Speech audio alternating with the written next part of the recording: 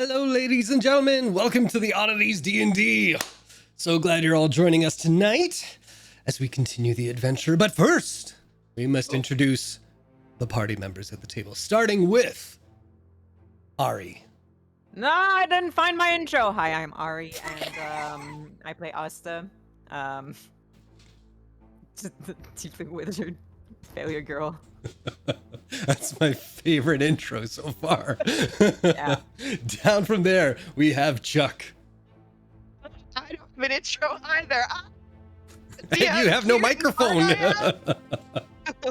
What? Oh. You blew out your microphone. Hi, I'm Chuck. I play Wyatt, our fighter. Move along. Up from there, we have Fred. Hi, I'm a danger to America. I'm a woman. Oh, too true, too true. Down below, we have Xander. I'm the gender fuck that makes you say what the fuck. I'm Zan, and I play Wesley, your sea elf bard. Nice. I just saw in chat room that somebody was nice enough to subscribe, and I just reminded myself Hey, I it's have to just do me. that. Oh, it's just you? Same. It's just you? I also For 34 months. Boom, boom, boom. All right, well, I will do that at the break time. With that said, who would like to recap last session? Oh, rock, paper, scissors. Here we go. Oh. 1, 2, One. 3. Okay, what? Okay, wait, we have to start over. That We're was, scissoring. We're scissoring. Rollies? or rollies. I think that'll be easier. Yeah, let's do There's that. interference between Winnipeg and Montreal. Yeah, just a bit. There we go. That is a 7. Oh my god. Oh, Jesus. Oh, they're identical. What if? Oh, there's a 19 and an 11. An 11. All But right. it knocked out my 19 to a 1. Still a 19. Perfect, All right. perfect. Now let's find it. I'm there. I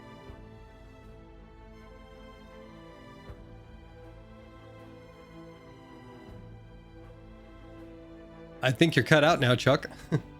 Yeah. crap. I thought Can I you was hear me now? crazy. Yes. Same. Yeah. I was like,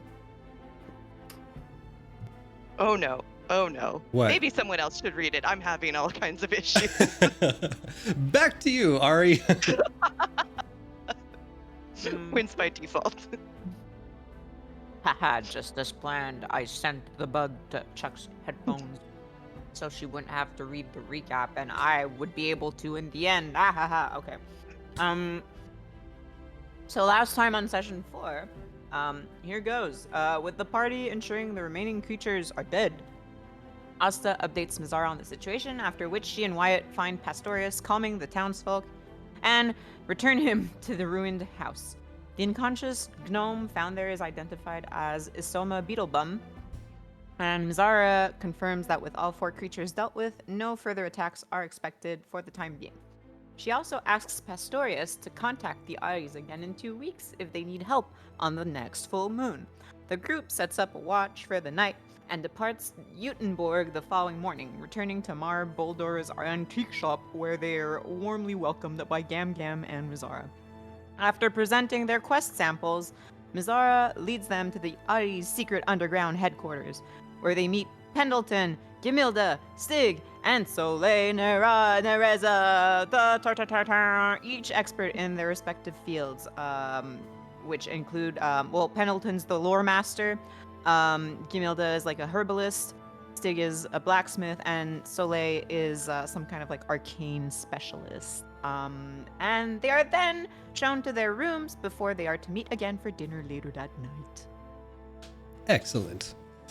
With that said, let's check out the base of operations. Ari, this is the image I was talking about with the Photoshop and everything. I did the best that I could. Wait.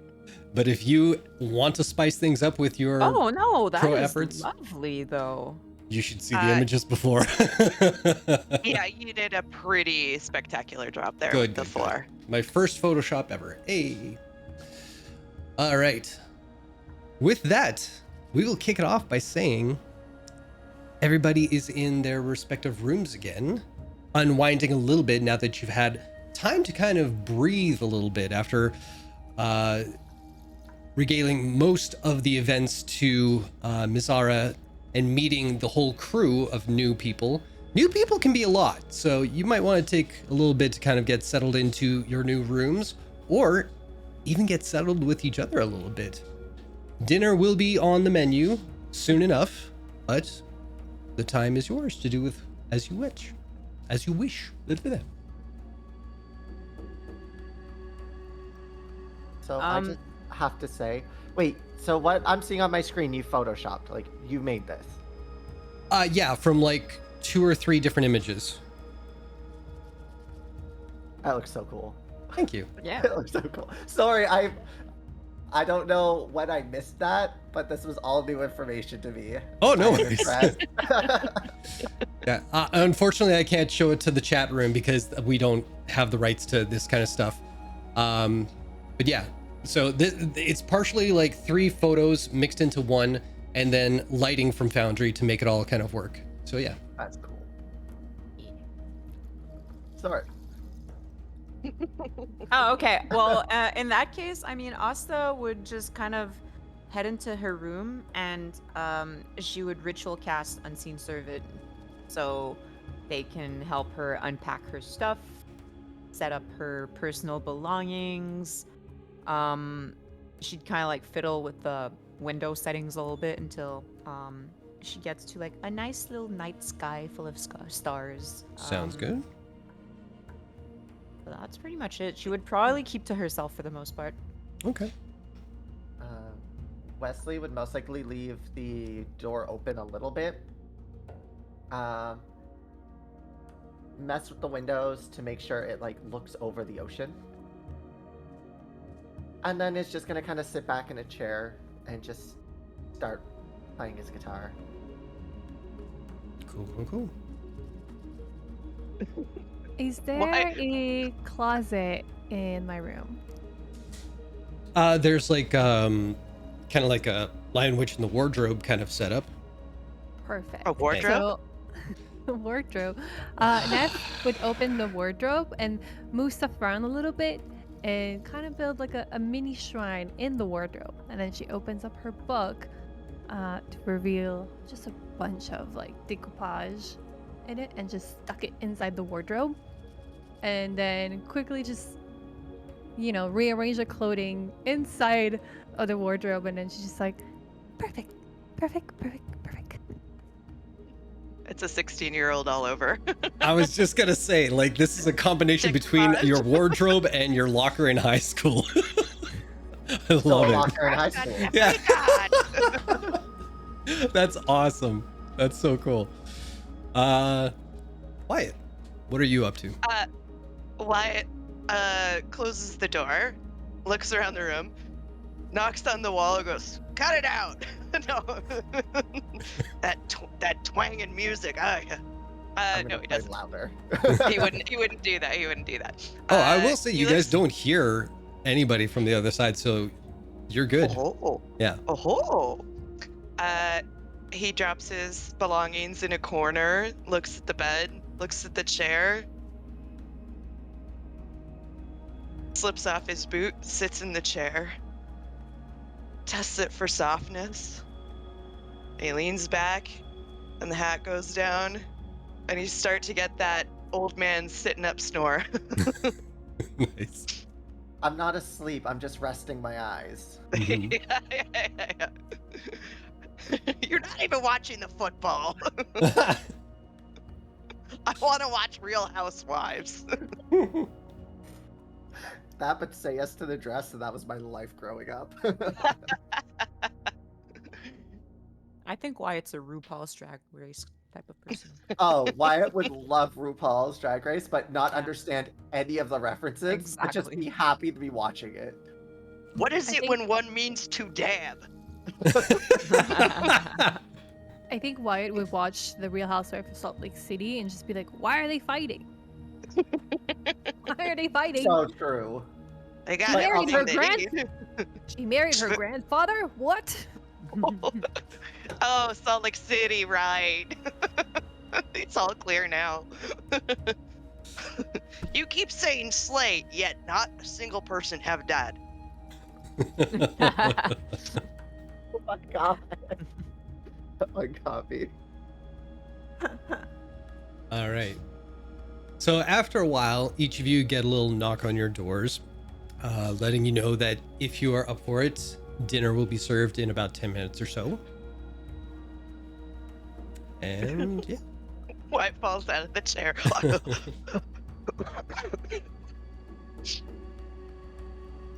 Neff finishes up one more decoupage. She's like, "Okay, I'll be there."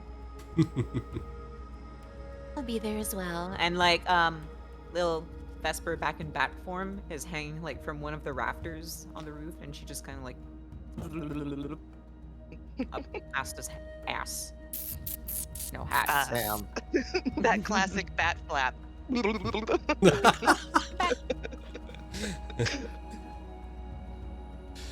Excellent. Wyatt will exit the room. He is hatless. It looks like his hair has been smoothed down, probably with spit. Mhm. But he's taken off his bandolier and has left his weaponry, although he is carrying a dagger off of his belt because it's the only belt he has. Fair enough. All right. Well, with that, I'll start off by saying, you guys, as soon as you exit your rooms, the smells of freshly cooked meals hits you. The spices, the aromas, the beefiness, the wild textures of everything just wafts up the stairwell. And it's almost like it's just beckoning you down the stairs, down to the main floor again. Once you get down there, you see that most of the faces you recently met are all doing their fair share to kind of put the plates out, put the cutlery out and everything. Like I mentioned, in the kitchen, there is a long half-cut tree for a table with bench seating underneath. And a couple of people are at like the different ovens and over in the spice racks and everything like that. Gamilda is over in the spice racks, let's be honest. And you see a couple of people stepping in and stepping out of the two metal kind of doorways that you guys didn't get a close look at beforehand. But other than that, looks like food is almost ready to be served. So, other than the 4 people we met, is there anyone else wandering around the area? Like any other agents of the Oddities, maybe? Not that you can see, no. Okay. And is it a cook's staff? Like, do we have a staff of like cooks and, scullery maids and junk, or who's making the food? Pretty much everybody. Oh. Yeah. So you don't know what the actual rule is just yet, like who does what kind of thing, or if it's left to everybody. But currently it looks like everybody's kind of pitching in for this particular meal, whether that's the standard or whether if it's just to welcome you guys, you're not too sure. Walking into the kitchen, Asta would just kind of like confidently stride over to the bench by the table and just like sits down and just her big magic tome, and she just starts reading it while everyone around her works. Her tail just kind of like swishing a little bit, and she's like laser focused into whatever she's reading. Not rizzing, reading. Could be rizzing. Yeah. Wesley coming in would probably just immediately start going as people are pulling things from the shelf and being tall, help them down and just kind of start bouncing between people, just helping where they let him. Fair enough. Neff would come in and just be like, let me help you with, and because of her wingspan, she's just in the way. She's not helpful. At that moment, you do hear Neff, here, this way. Yeah. Hi. So if you want to help, you can help me. I'm just preparing a few of the spices that are gonna go on the side there, and I'm just prepping a little bit of tea for afterwards. If you want to help me with that, that'd be great. Okay. Yeah. Great. So she takes a moment to kind of just show you like what goes where and into what kind of like little dishes and everything like that, or how to like prepare like different kind of tea bags for everybody. Real easy work, but it's handy for her. Excellent. Anybody else? Why we'll follow Wesley's example Perfect. and be helping. Excellent. So for the rest of the evening, everybody except Asta gets a point of inspiration. Yeah,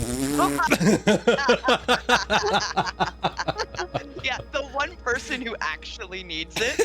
Except I already had one, so Oh. That you're won't just save you. getting on my level.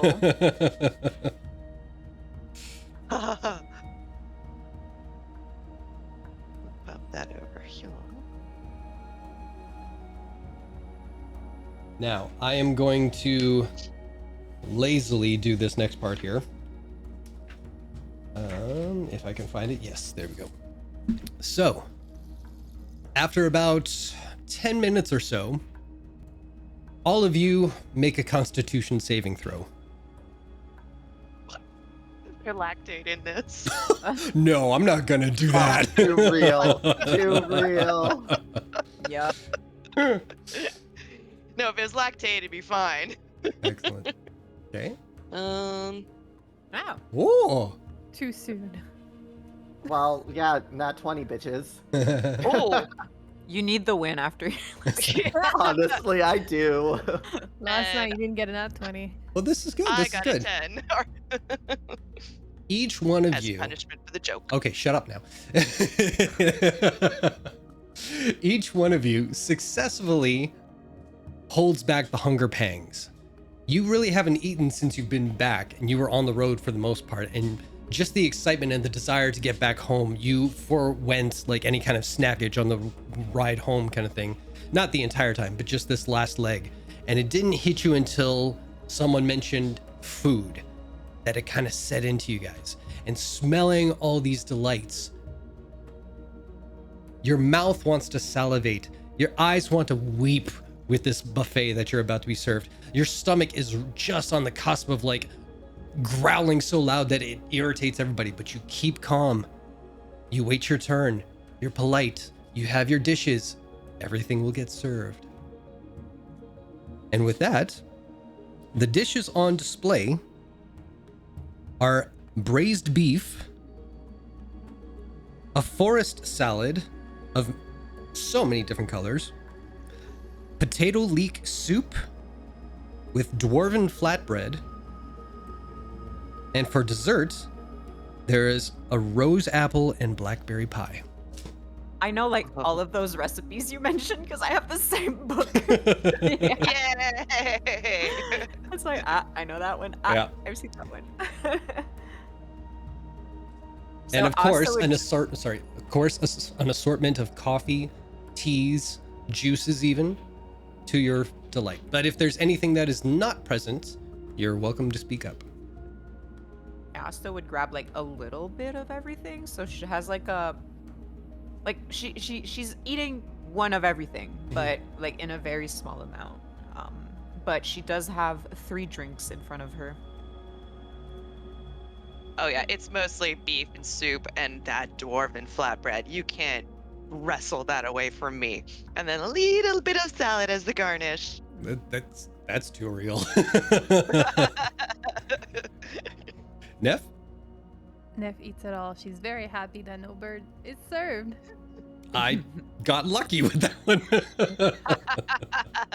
Roast chicken. Yes. The big head roast turkey. And Wesley, you will note there is no dairy.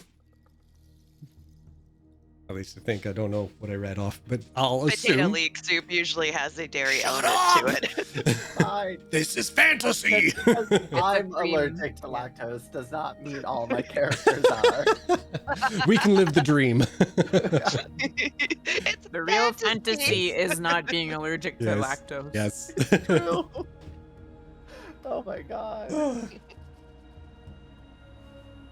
And I'll Ah. just be reading my tome For as sure. I eat. You got it. At Wesley? the corner of the table. Yeah. Wesley? Wesley would Yeah. avoid most of the red meats and stuff, Okay. focusing on like the soup and everything, and like the bread and the salad. We'll have a little bit because of protein, but Yeah. it's not indulging in the red meat. I'll get you to make a perception check, actually. It's made of sea elf. Damn it! I knew this tasted familiar. Wait, what? Oh, that's that one. I see nothing. You bet. Yep. All right. So, with each mouthful, this is not necessarily like 5-star cuisine or anything like that. It's a well put together meal that gives you less a sense of high cuisine and more so like just rich, homey goodness. It feels like being back at your tables when you were young kids. You know, it's got that kind of quality to it, and very, very filling. The soup especially is very thick and very rich. The braised beef, very well done. The salad, it's a fucking salad. The dessert, however, as everybody takes that first little bite of the apple and something roseberry, what the fuck did I say?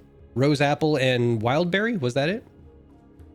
As soon Something with as the berry, that, blackberry. sure, as soon as that touches your lips, everybody, even the people who have been there before you, everybody looks up and just in acknowledgement of like, oh, this is the good shit.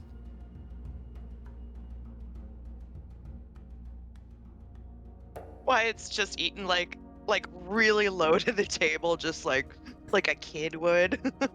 It's getting all in his tash and just dribbling all over the place. It's not that pleasant to watch. As soon as a bit of sauce threatens to dribble onto her book from Wyatt, Asta just kind of like prestos the sauce away. Fair enough. And at some point, like, it's happened so often that she doesn't even need to look anymore. Like, she feels it coming, so. The filth ninja. Yeah.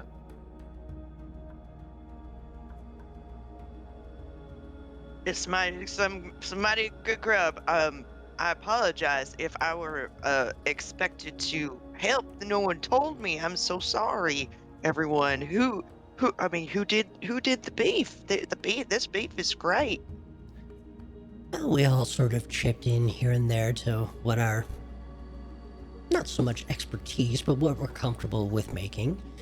And by extension, that goes to all of you as well. Don't feel that you have to wait upon us to have any sort of meals around here. If you're hungry for something, you can help yourselves. I will note that these two are the cold storage. So the one on the left is a mild, chilled room, and the other one is more of a frozen interior.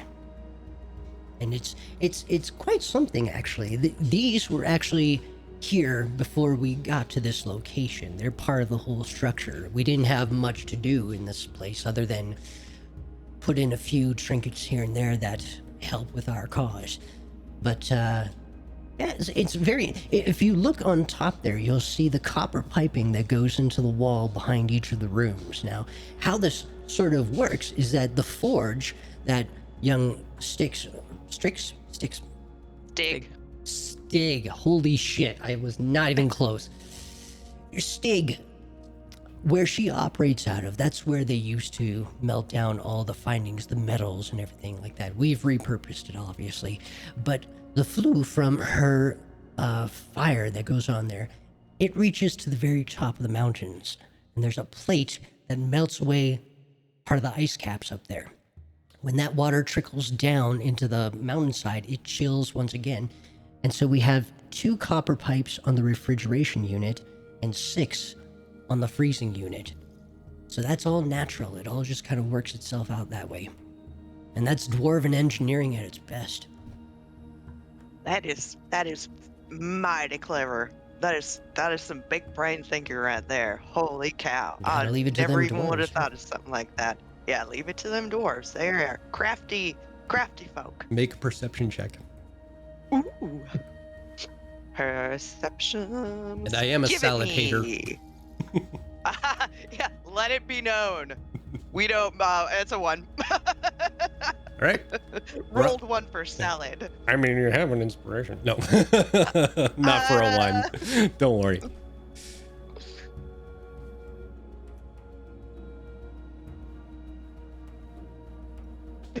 Oh. I was like, well, yeah, that's great. That's great. And who perchance made this dwarven flatbread? I am a fan of dwarven cuisine. And his eyes sort of go towards Gamelda. And you see Stig kind of meet your eyes just off to the side. Oh, you. I mean, it is damn fine. Very authentic. It's a rare case where I get to actually show off some of my cooking skills. So I'm used to the open flame, and you know, when you're out on the road, you don't get much other than like some kind of pastry kind of stuff to kind of make by the campfire. Most people go with marshmallows. I go with baked goods. So it's what I can offer. Oh, ain't nothing wrong with a good like fried bread on a stick over an open campfire. That's just real tasty. Simple but great. Thank you. And then you see her just slyly look over to Soleil. And just back to her meal. Clocking that tension.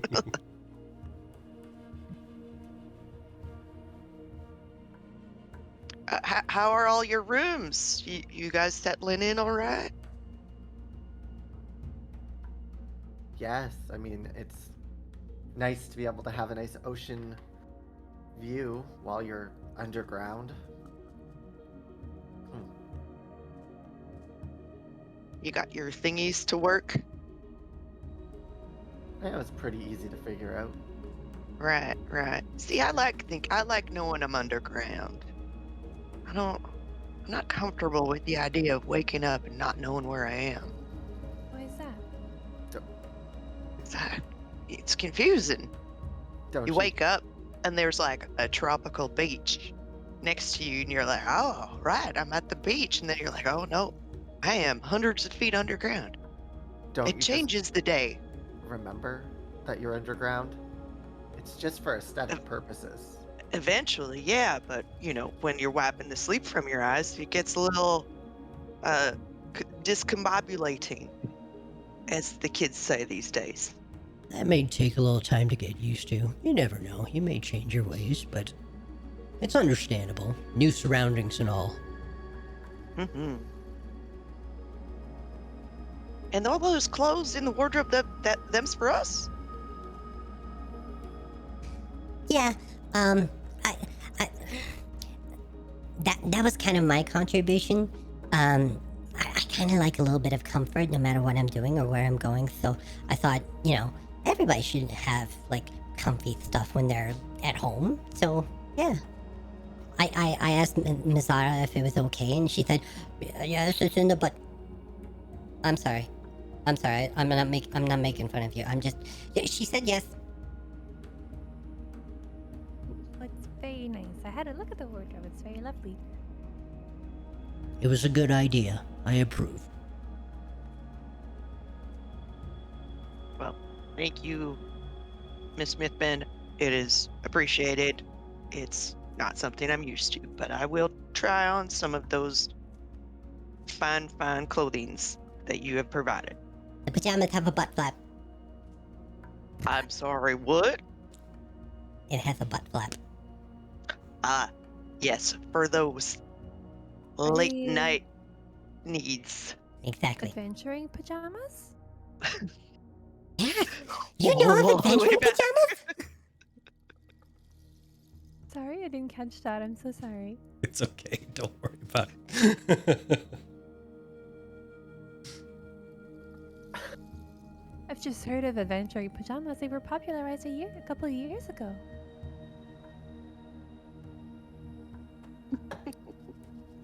Don't look at me. Whoever I'm not heard of that such a ready. stupid thing?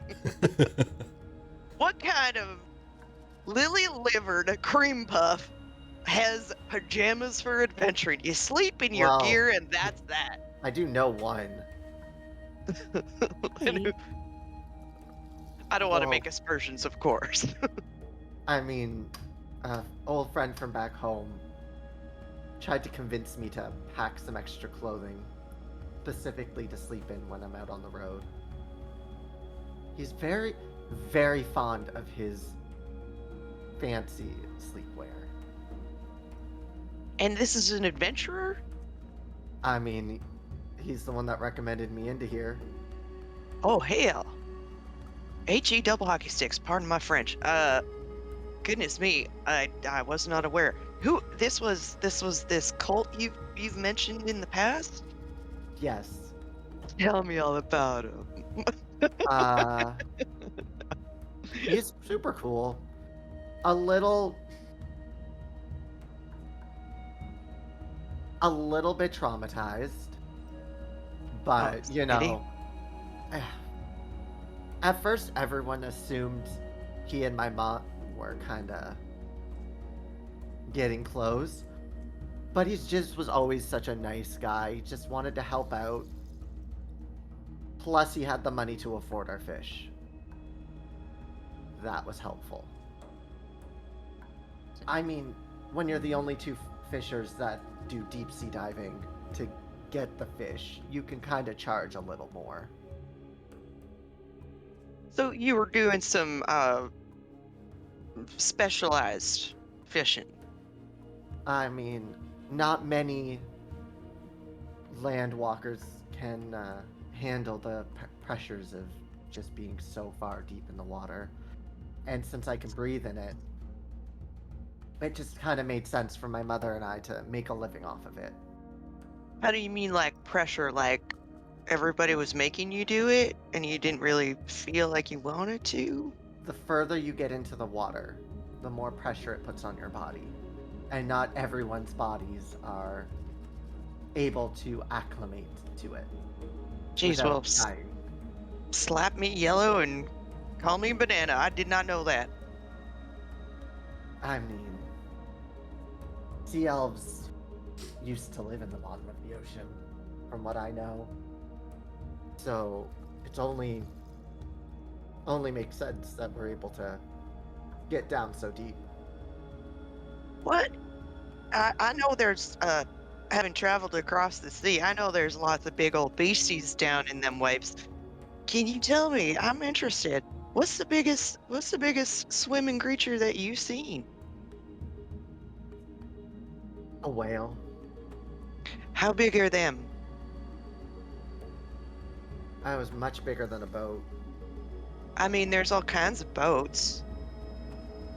I wasn't right beside it.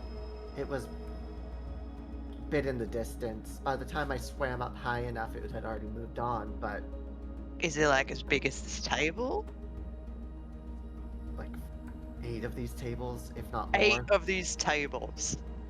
They And get his pretty whales, big. is that like a snake creature, or is it rotund? I ain't never seen one. Kind of like a snake, but fatter, and it doesn't move like this. Its tail goes up and down. I wonder if we could find a picture in the library for you. Oh hell, Probably. that would be interesting. I would really like to see a picture of one of them.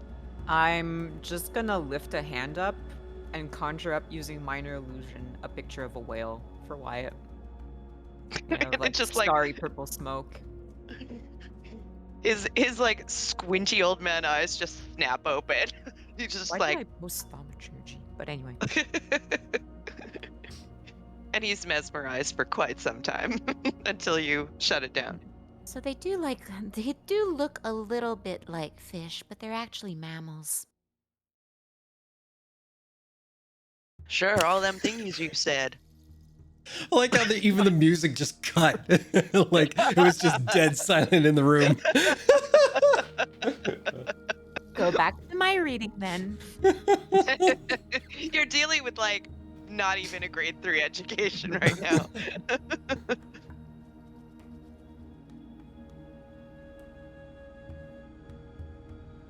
I mean, if you So have a- mammals are the animals who carry their baby.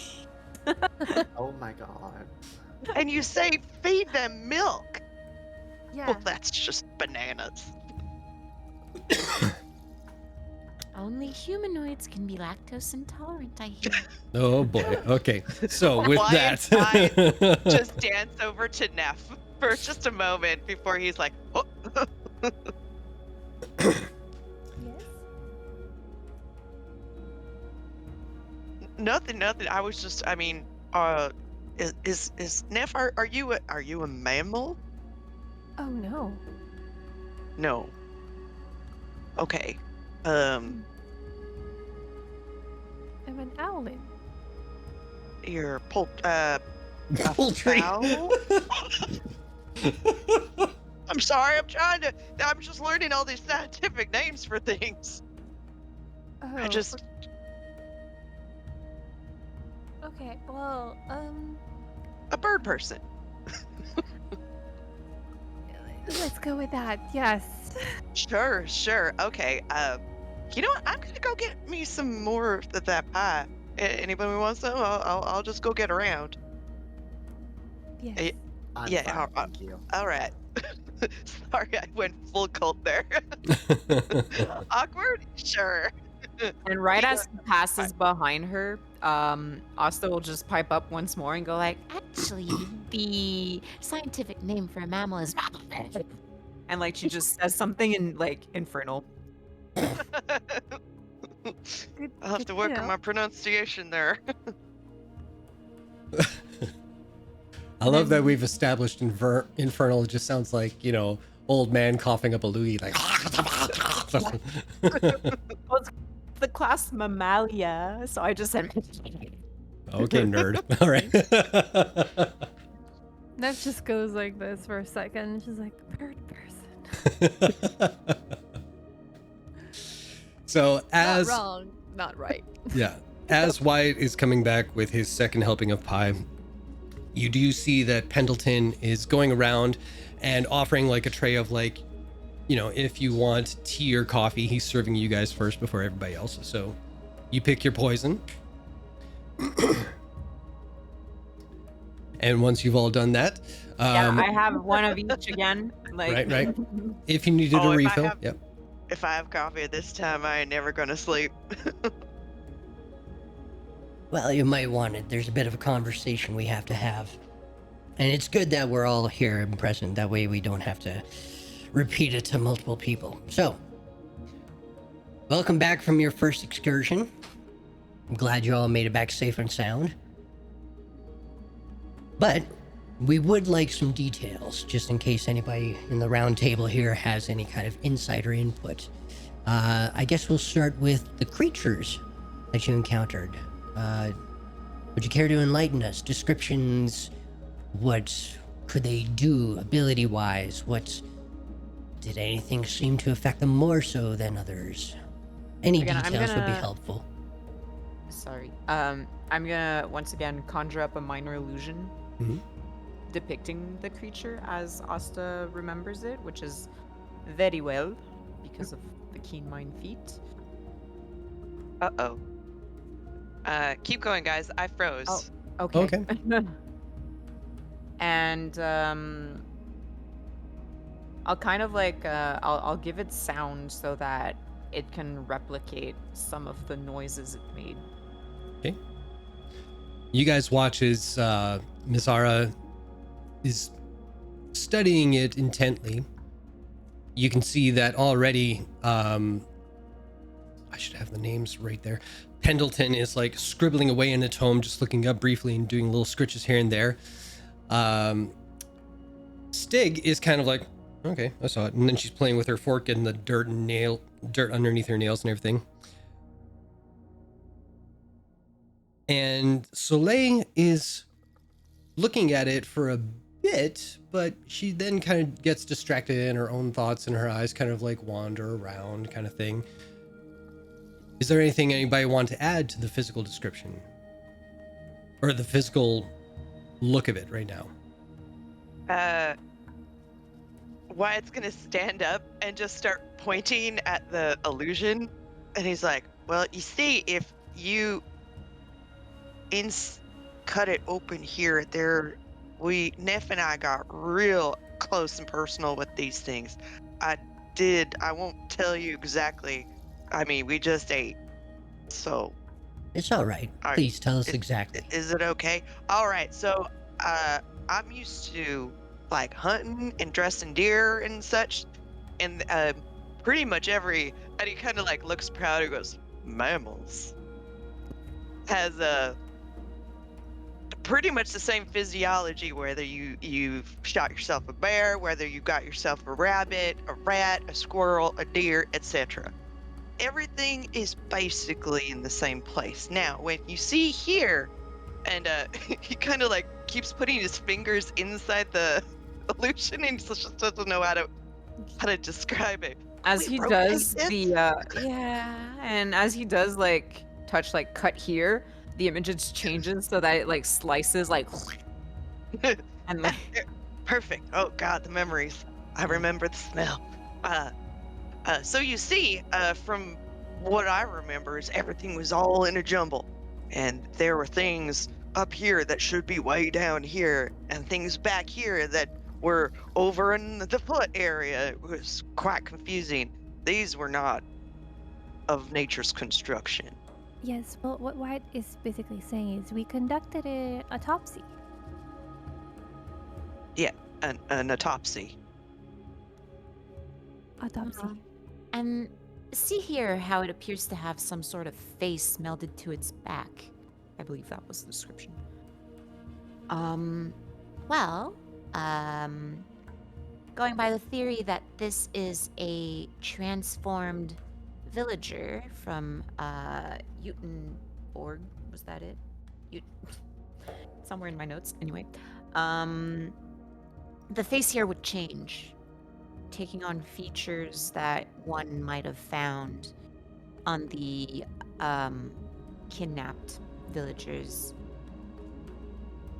I'll get the other 3 members to make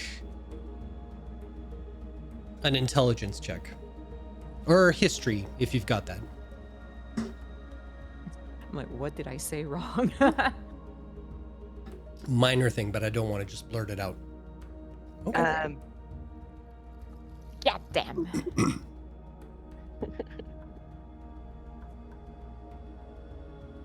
Okay. Goody, a 4. So, Wesley.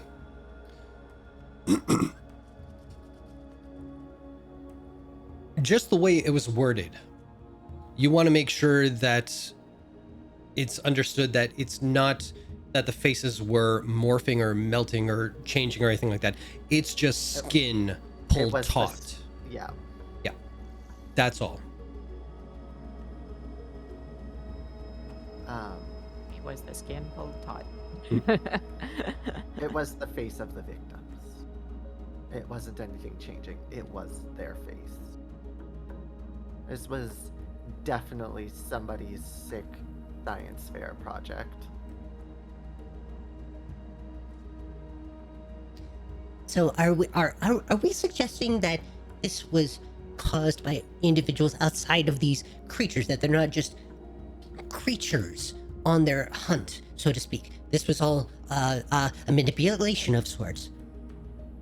Well, that is our theory. We did try to look for it. This was caused by magic, and we didn't detect any magic on these creatures.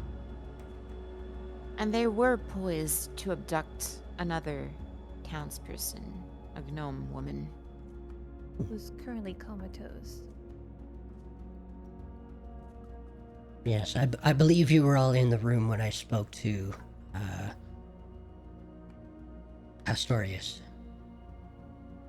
I feel that in a couple of weeks, hopefully, that whatever is causing these people to become in such a state will pass by or pass over. If not, we may have a different task for you all to take on, but we'll cross that bridge when we get to it. Any theories? Any thoughts? Nothing is off the table here. What do you all think? You were there firsthand.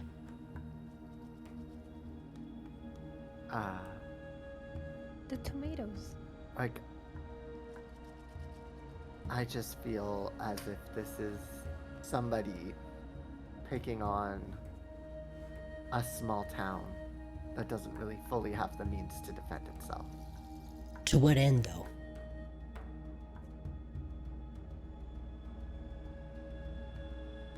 Either somebody with a very sick and twisted end goal, or somebody who's just having fun playing with life. I do believe that perhaps the samples we brought back might help explain some of it. Perhaps it's a matter of resources. Resources as in... Well, their tomatoes were abnormally large, then perhaps the soil, the land there has some sort of property this person wants for themselves. That could be. I mean, that is the only odd thing that kind of stands out for the whole village there. But did you see any of them tracking the produce or even digging in the soil or anything like that? No, Neff and I did not see anything abnormal except for the size of the produce. All right. When a long time ago made a deal. Say that again, I'm sorry. I said perhaps someone a long time ago made a deal to have, you know, their produce be giant tomatoes, and now something or someone is coming back to collect payment in form of, well, that. Hmm. It wouldn't be too far-fetched, would it? Well, you've spoken to a number of the people, or a select few of the people that live there. Did any of them give you any sort of indication as to some sort of... The term is a little over the top, but malicious nature between any of the villagers or people who around the area? Was there any bad blood between anybody? I mean, there was something that Pastorius mentioned that kind of struck me a little strange. He was real interested in getting the king of the realm to acknowledge them. Well, I might be able to guess as to what he may have been leaning towards. We're not the first to be called to action to this incident. Because of their ties, I believe I mentioned this, that they send off a select amount of produce to festivals that are put on by the king. So, I suppose Pastorius's inkling was that because he scratches the back of the king, he expected to be returned in kind. And so, when it fell on deaf ears, it may have rubbed him wrong. There's also this one man we met, the father of Jan Sternbach's father. He was very angry. One thing he said is he was angry that we didn't come sooner. Well, that I think Perhaps. was him grieving. No, but perhaps there's more to his words than we suspected. Well, he was upset too because he was saying now that a little girl has died, people show up, and he was afraid. No, I understand what I'm trying to say. What if there's more than the little girl and his son? What if there are more that we don't know? That Well, there was 4 victims. yeah. What if there's more that we don't know? And this has maybe this has been going on for longer. Well, what exactly was said? young Sternback's father, he was furious when we came to see him. And one of the things he told us was, why did you come sooner? My son is dead because of you. Find it Something- strange. Mizara, you mentioned others have attempted to help the village. Does Well, not Not help correlate the with- village. Others Oh. were asked for assistance Oh, so we were the first to okay. actually respond. Yes.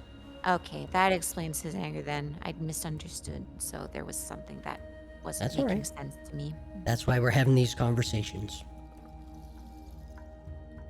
Insightful, young Neff. I do think that is the reason for his anger, though. Well, He was Who- just a mourning father, but at least he gets to rest now. Two things can be true at once.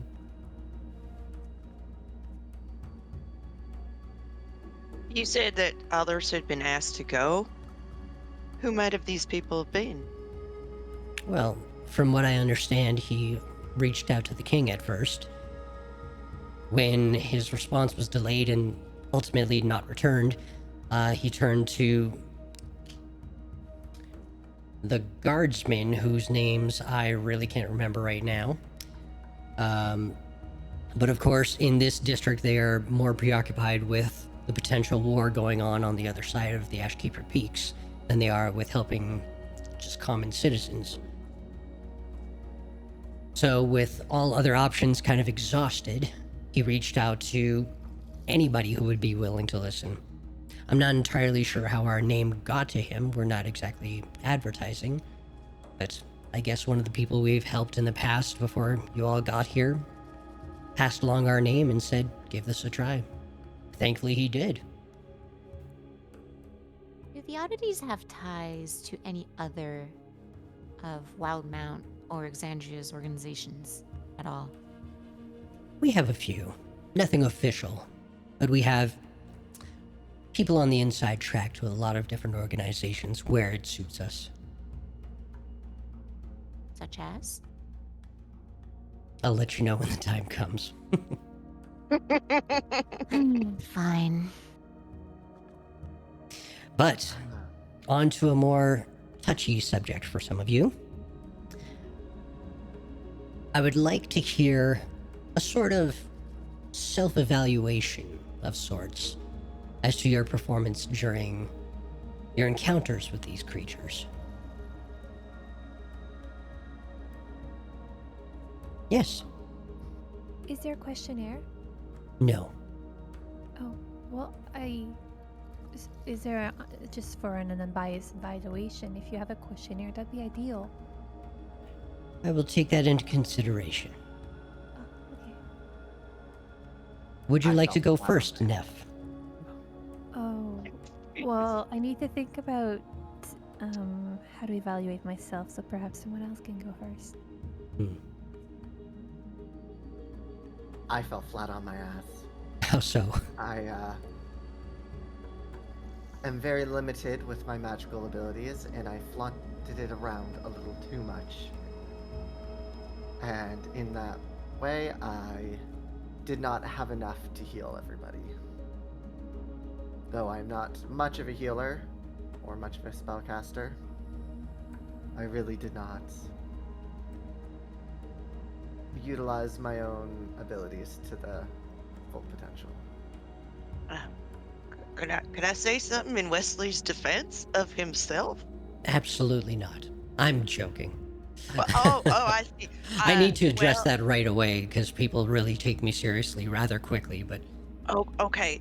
as Thank you were saying, Mr. Wyatt, I would like to step in and defend Wesley's actions. They did perform admirably, as much as they felt their magic was coming up short. They marched right in, questioned, found out as much as they could, planned, listened to advice, and they were brave in the face of danger. Y'all were. Oh, we all were brave. I mean, Oh, yeah. we heard screaming and without a second thought of our lives, tried to jump to the rescue. We're all pushing each other back, trying to get there first. And Well, you, I was Mr. actually Wyatt. pushing Asta back as well. She's just a string bean. Can't let her go in first. And you, Hey, Mr. Wyatt. Wyatt, how did you fare? I mean, I think I did okay. Whereas Wesley mentioned their shortcomings with the magic, I might have had a couple shortcomings physically myself. How so? Hunting for all those years, I think I've worn out my shoulder. Makes it a little hard to pull back like I used to. But you know, that's just I gotta work it out, and I gotta stretch on it and make sure I keep doing my warm ups. It'll nip back together soon enough, I'm sure. Asta. Oh, my performance was completely inadequate. Please elaborate. I'm sorry, I'm not laughing at you. I'm laughing when you actually laugh. I'm laughing with you. Certainly. Well, as much as I would like to top myself as brave, I did let panic get the best of me at times. Spells wouldn't land, and then when I found myself in melee with one of these creatures, I panicked, leapt off the roof, busted my ass. Makes me reconsider a lot of my spells.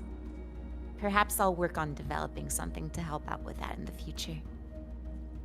I see. Though, when the other three went down, just to pat myself on the back a little bit, I did a little bit of quick thinking and got, I believe it was Wyatt, back up fairly quickly enough. That And- she did. I will speak for that. It was gung ho for the crew. Young Neff, No one left you're behind. the last one. I think my performance was also inadequate. I had spells, beautiful spells, amazing spells, but perhaps more appropriate for a shrine maiden. I also was unconscious during the fight. So I will have to rethink a little bit. If there are three of us that were unconscious. Oh. That's not on you. Well, I mean, being conscious is better than being unconscious. So, based on the criteria that I just made up for myself in my own head, I think my performance remains inadequate. Is there anything else anyone wants to add to that? Oh, we fucked up those monsters though. We got 2 of them dead. 2 ran away. But then, sadly, the Morning Father, well, sadly, he got to take his revenge on the other 2. Though it was his ending as well. It was I a bit believe of we also poetic got justice for him. some help in the form of a stray dog. Yes. Someone should I, probably find a home for that dog. Oh, I would love to. Perhaps even here. There was a dog that was chained up who was not doing good. And I let him out, and he did help us locate one of the monsters. And A dog. a dog. Did we forget the dog? We were gonna adopt that dog. Shit. I really wanted to. We shouldn't be pet owners. All right. So, just to recap, 3 out of the 4 of you were knocked unconscious, Well, when you say it like that, it sounds bad. and I'm going to finish my sentence.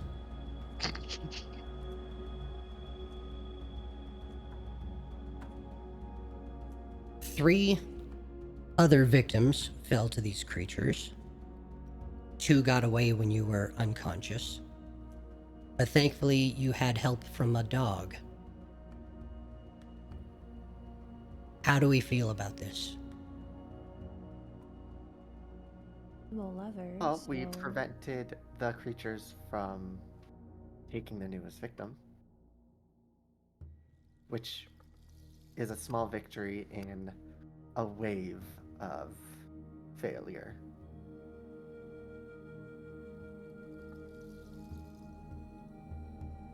Kind of like falling in a mud puddle and finding a nickel. You're still covered in mud, but damn, you got a nickel. So what do we feel the lesson learned here is? Prepare. Better. That's good. Mentally, I think. I've never been in a combat situation before, and that was terrifying. Me too. Really? Huh, both of you. Wow.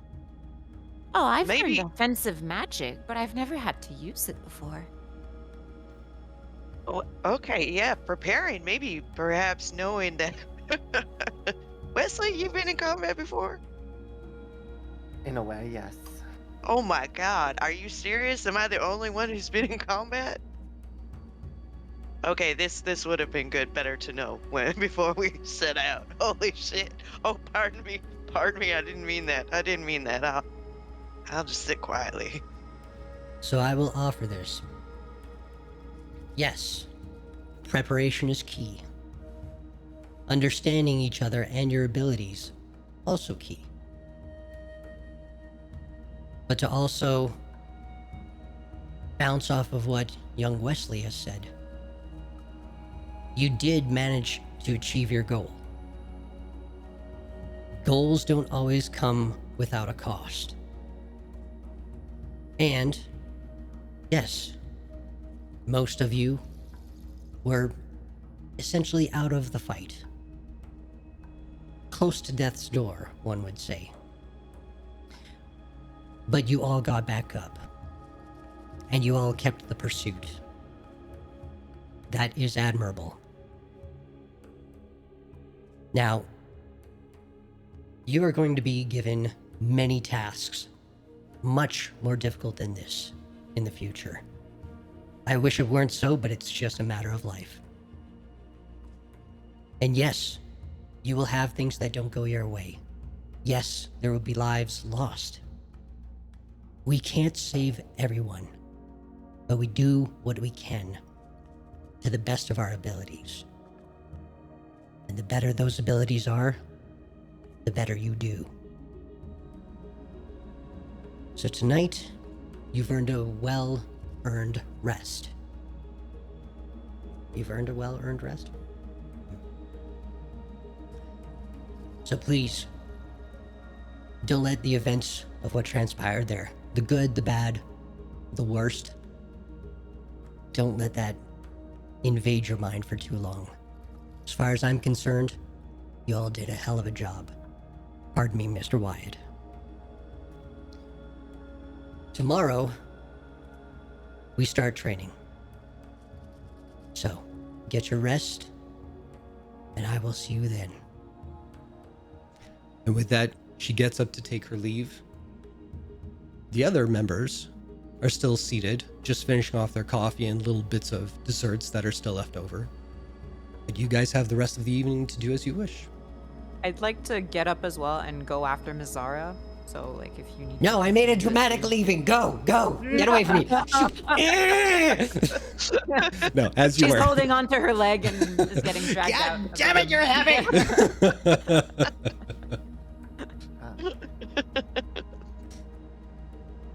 Wesley would just help clean up and then head to his room and go back to playing the guitar. But this time it kind of seems like the keys are all just off, like completely not tuned. Yeah. And that's it.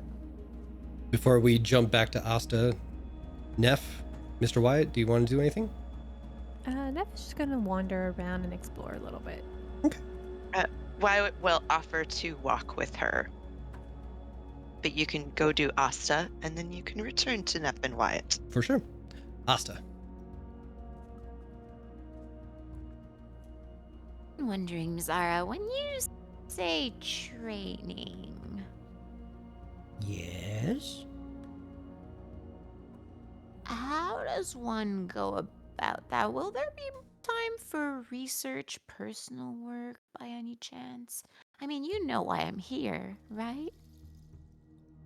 Do you know why you were sent here? No. You just experienced why you were sent here.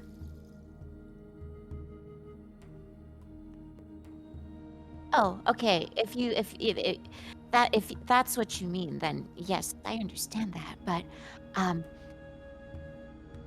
that's okay. I'm just hoping there's still gonna be time for research. You know, I don't do very good at physical situations, so. You don't say. Please, Asta, give me a demonstration. Can you do a push-up? What's a push-up? Exactly, my dear. Do you really think I'm going to put you through combat training? Physical work? That's not what your specialty is. Oh, thank goodness. So magical training then. Yes and no. I do expect you to watch and learn from your compatriots who are more physically adept than you may be. So you may pick up something there that will inform your decisions for your magical abilities. That's the communication we are talking about, understanding each other's strengths and weaknesses, and being there to bolster them in one or the other. That is knowledge worth having in a combat situation. I don't need you up front and getting bloodied and bruised with everybody else. You keep a distance and you keep them safe. You do have a way with words, Mazara. Did anyone ever tell you that? Your father told me that. I'll have to ask about the relationship between you two some other time. Don't read too much into that. That's not, no. He's a fine man. Are you sure? I'm He is. positive. Very handsome, one might say. I'm going to leave now. Okay. Have But- a good night. Do know that no matter what you perceive as your failings in that fight, I am proud of you. Oh, I'm ruining it again. I'm used to that. Good night, dear. Night. Mr. Wyatt and Neff.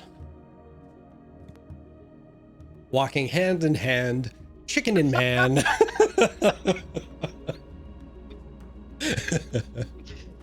So there is like a hand under there, right? Ain't Yes. just loose feathers. Yeah, she does have a hand and with talons. Sorry, I did want to apologize at dinner. I feel like I offended you by not knowing your scientific name. Okay, yeah, I think your missteps are actually quite funny, Mr. Wyatt. I like teasing Uh, you. But... I do appreciate you saying so. I'm just not book learned, you know? And sometimes it makes me feel like my mouth's all full of mud. Oh, well, we wouldn't want that. That's not really good for your health. No, it ain't. Hmm. But I do want to pull out the nickel from that mud, as I've mentioned before. And thank you for going into that situation. I intend to go and talk to all the others. I was unaware that you have never been, which kind of makes sense when you reacted to how much blood was in that gnome woman's house. Let's not talk about that anymore. Okay, but if you ever need to, I've seen a lot of blood. And I'm I'm fully capable of talking about blood. Neff gives you those big eyes like, uh-huh, uh-huh. It's so reassuring. Psycho killer. Qu'est-ce que c'est? Qu'est-ce que c'est? Anyway, do you usually find nickels in mud? That's a different kind of silver lining. Nickels and blood, mud. But I mean they Mud. rhyme, so I can see Mud. why you would get those confused. Well, no, I was just try to find a little bit of, sunshine and everything, and I see. It's I mean, an idiom. What's an idiom? Uh, uh, uh, it's figure of speech. Oh, yeah. One of A, them. a metaphor, or For something like sure. that. Yeah. Uh, can I ask you a personal question? How did you come by this job? Like it seems like Missoura uh tossed y'all in head first without Um, even Asta, whom she seems to know from beforehand. Uh, how did you come to be here? Really? can I tell you a secret? You certainly can. I will keep it stum, keep it close to my heart. Keep it stum. I Stum is a word meaning shush. I don't I don't know. You don't I know how you got to be here? well, I was following someone and then I ended up in that shop and then suddenly we were trailing on an adventure. So it all happened really, really quickly. Well, golly gee whiz. Ain't that a kick in the teeth? So that's maybe she mistook me for someone else and maybe I just went along with it. So, what are you gonna do now? You said you was following someone. You gonna leave and pick up the trail? Oh no, this works out great for me. Oh, okay. I suppose the person you was looking for, not an urgent matter. No, nothing is urgent. And also, I really believe that, you know, the divine wanted me to be here. Yeah, that's right. You're like a monk or something, but like a god monk. No, What? I'm a cleric. I'm a healer. Right. This a bird of the cloth. Yes.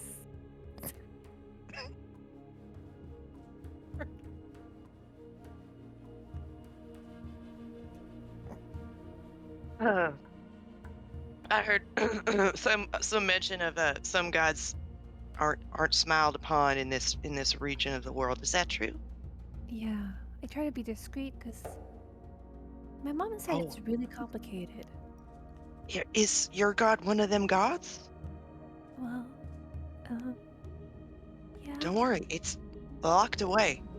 yeah. So, my mom said I had to be really discreet.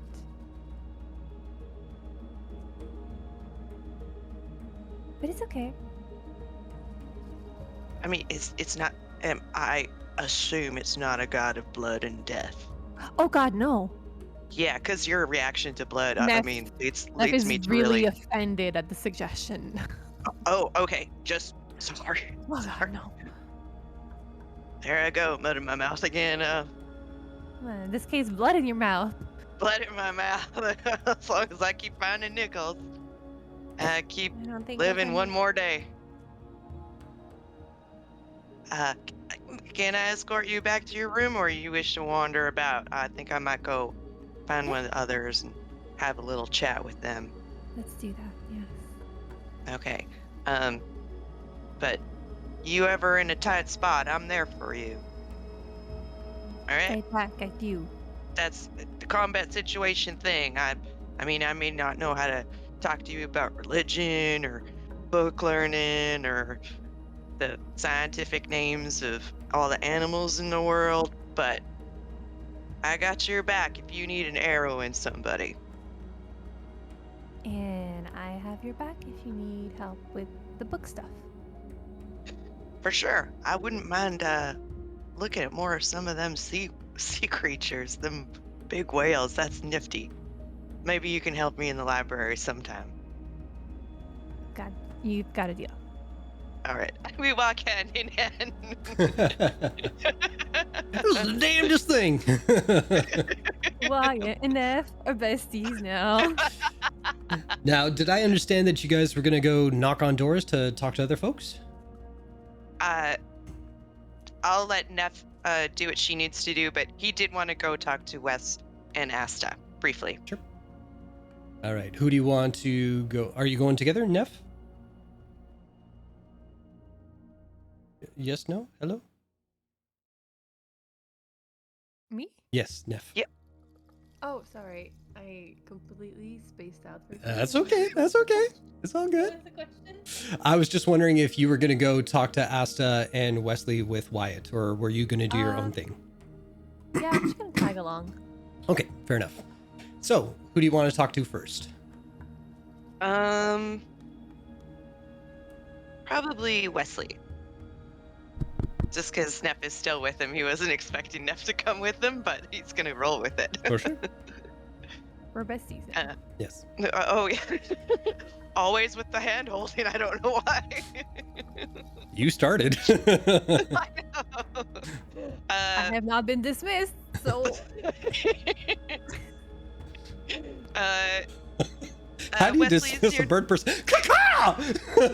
It's just- Go! Get out of here! Throw a chunk of bread. Mizora, every meeting when the meeting's over, Scoop. you should have thrown the corn on the ground. Okay, we're getting out of control. Okay, bring back. Wesley, you hear a knock at your door. What would you like to do? Wesley would stop playing. Put the guitar down. Open the door. Oh, hello. Just your teammates here to say howdy. Hi. We just and he kind of looks over at Neff like, sure. I was talking to Neff, Miss Neff here about I was not aware that you weren't although you seem fairly skilled, that you hadn't really quite been in combat, and I apologize for not knowing. Well, like I said, I've been in a way, I've been in combat. I just had two very powerful people on my side. Lost one of them, and the other one got me out. So I didn't really get to fully participate, but I've been in combat. I have fought people, and I am used to hunting in the ocean. Okay, that's good to know. It's I just feel like that was on me for not bothering to ask. I'm not used to working with in this kind of a situation. I don't think any amount of combat really would have prepared everybody, though, to fight. Whatever the heck that was. Yeah. Yeah. I feel the same. Yeah. So, that's just something, gotta keep at it, and eventually, who knows, we all might become numb to the blood. no, I hope I never get numb to the blood. I believe Wyatt as doesn't healer, really you're gonna answer, have but he to. does make a sound.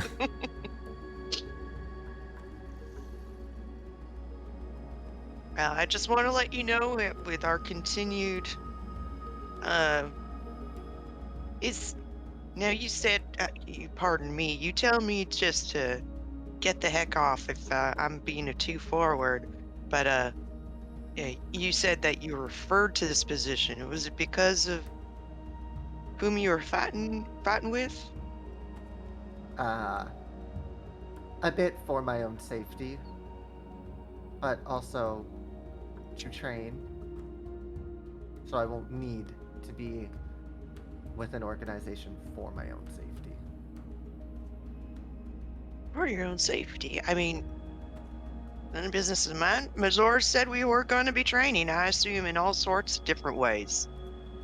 They certainly have the facilities to do so here.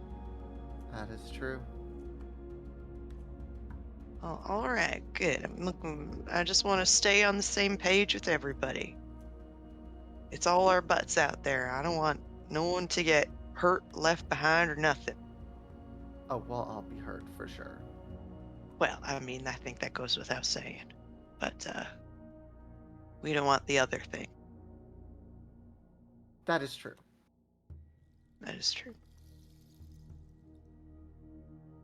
I'm gonna slink back into my room. Have a good night. Just imagine they're like in the doorway. You're just like shutting the door. Okay, bye. Okay, click. That was awkward. And, That Wesley is a mystery, don't you think, Neff? I don't think he's very sociable. Yeah, for a musician, you'd imagine. That'd be a little bit more, look at my card trick. Let me Look at my guitar. Look at my songs. do, you re, know? mi, fa, sol, la, ti, do. the door just opens up. Please, you are so far off key. Don't do that again. And then the door just closes again. I didn't know you needed keys to sing. No, different keys. Not. Oh. Yeah, it's fine. okay. No, it's all right. I'm sure we'll have time in the library. Where's Asta's room? So you walk down the hallway a few steps. There's Asta's door. Well, big sign. Asta. It's already Alright. got a little fancy door plate that's like decked out in sparkling lights. Asta Star Singer Esquire. Little fireworks shoot off of it. Pichoo, pichoo. Ooh, someone made herself home. Knock a Impressive. knock. The door just opens on its own. And Asta's at her desk, like, again, poring over a big tome. Hello. Hi, Asta. We were just gonna. Oh, you're busy. Come in, I'll just finish this paragraph first. It's kind of funny. She's welcoming us in with a wave away. I will not understand these wizards.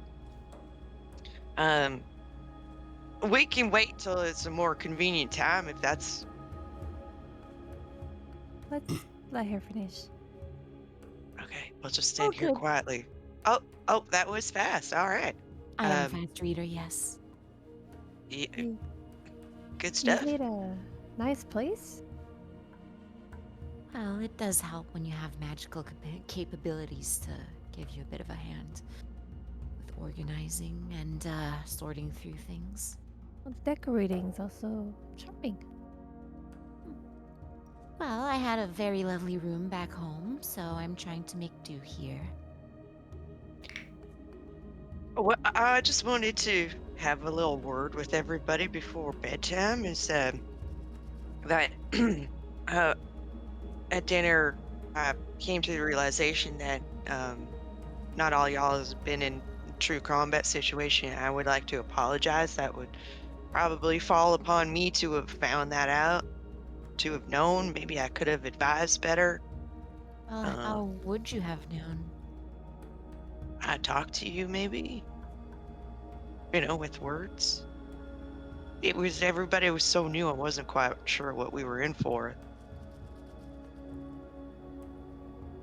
Yeah, I don't hold it against you. I mean, you made an assumption, sure, but none of us came forward to speak about our experience either. Well, I would like to thank you for accepting my apology, but I would like to make sure that did not happen again. It's all our butts on the line, and like I said to Neff and I said to Wesley, we want everybody coming back. I think this is an opportunity for us to learn that we perhaps need to share more. Sure thing, yeah, like If at that's not- everybody's pace. I don't want to be intrusive. I don't. Well, we've only all met less than a week ago, so let's be Exactly. realistic. Oh, I meant like when it comes to dangerous situations. Yeah, what we're capable of and such. Well, now that we know we'll be working as a team moving forward, then yes, I do see the use in sharing our abilities and perhaps coming up with some plan of action for next time. Yeah, maybe a little bit more information about what we were up against, but I suppose they gave us all that we needed to. There was a time crunch as well, full moon and all. Why are But you doing that? I don't know. I'm nervous around you. And I would like to probably go to bed now. What makes you nervous? Oh, you're real smart. And I am not. Well, you're real strong and I am not. We each have their strengths. Our strengths, their strengths. I get a little tongue-tied after a long day. Sorry. For sure, for sure. In a way, we But- all complement each other. I suppose we all do have strengths. Complement each other's weaknesses. Actually, kind of working out. But I'm sorry that you had to experience that kind of gruesomeness. Fair. I was expecting to perform a little better than I did. Yeah, you don't get so much used to it as you just get used to it. I don't know if that makes any sense to you, but okay. As far as I'm concerned, those were some sort of abomination. They were no longer human. That much was obvious. I had no qualms firing spells at them. It's just, I guess I could work on my aim a little more. And to avoid panicking. Well, I'm looking forward to training with all of you. We can become a tight unit after that. You will even get a cool name. I mean, Mr. Wyatt's okay, isn't it? It's not a bad Oh, name, nice. is it? I meant for the unit. The Oh, oddities. right. Like the Like, oddities. sub- Yeah. Yeah, I the get it. oddities. I mean, Alpha Wolf Squad. Alpha something like Wolf that. Squad. I already like the name of that. I mean, I think your regular names are real interesting. You Star Singer, Sing to the Stars, Glimmer Plume, Glimmering Plume. I mean, those are pretty. Deleclaire. I don't even know what language that is. Well, I don't know about owlins or sea elves, but furbolg names are usually derived from their vocation. Yeah, Furbolg. I'm sorry. Am I mistaken? Oh, no. No, I took on my father's name. Oh, I see. I see. Okay, so there is tiefling in the family. Oh no, I was taken in as a child. Oh, you were adopted. All right. How interesting. Like observing Jason, like what? I know. I got the last of the miming, and I'm like, wait, what? All right. Well, you know what? I'll let you get back to your reading. I'm gonna go have myself a little snooze. I appreciate you taking the time to stop by. Yeah, for sure. Okay. Well, yeah, and Neff, I will happily escort you to your bedroom. Oh, before we go, Asta, these little twinkling lights. Where could I get some? Oh, well, this is an enchantment I'd worked on a while Oh. back. Let me see if I can replicate it twice. I'd have to hold the spell twice. And she just kind of like goes off into like arcane theory that just doesn't make much sense to anyone who's not specialized in arcane magic. It's not. I was just wondering. I'd love to like decorate my room a little bit. But if it's too much work, please, it's fine. Well, I'll think about it. Perhaps we can come to some sort of agreement where we exchange services in a way. I'll think of something. I love thinking. Me too. That's great.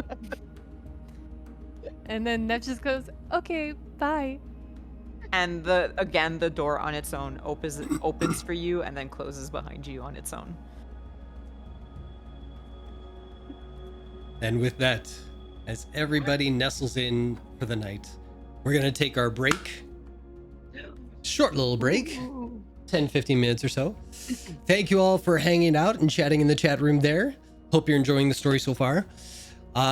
During the break, you're going to see the emotes created by Nicola and Nora. That's available to all our subscribers. And thank you for subscribing. I'm going to do that right now on the break. Look at that. And you're going to see the fan art from our first campaign from Chuck Monty. So enjoy that, and we will see you when we return. Bye. Bye.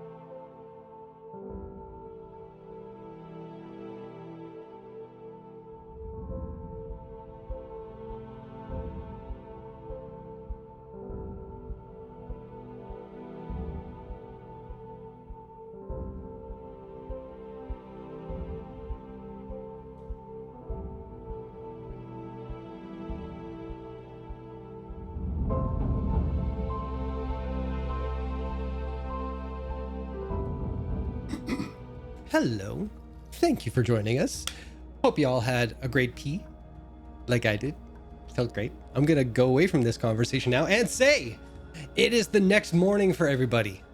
You wake up fresh-eyed and bushy-tailed and fresh-eyed. What is it? Wide-eyed and bushy-tailed. There it is. Hey, words, they're hard. And you guys have your run of the kitchen should anybody wish for a little bit of breakfast before the day gets started. Hash browns. I imagine that Wyatt, being the old one, would get up way before the crack of dawn. He's in there making toast, buttering, eggs, bacon, campfire breakfast, beans, sliced tomatoes. Beans.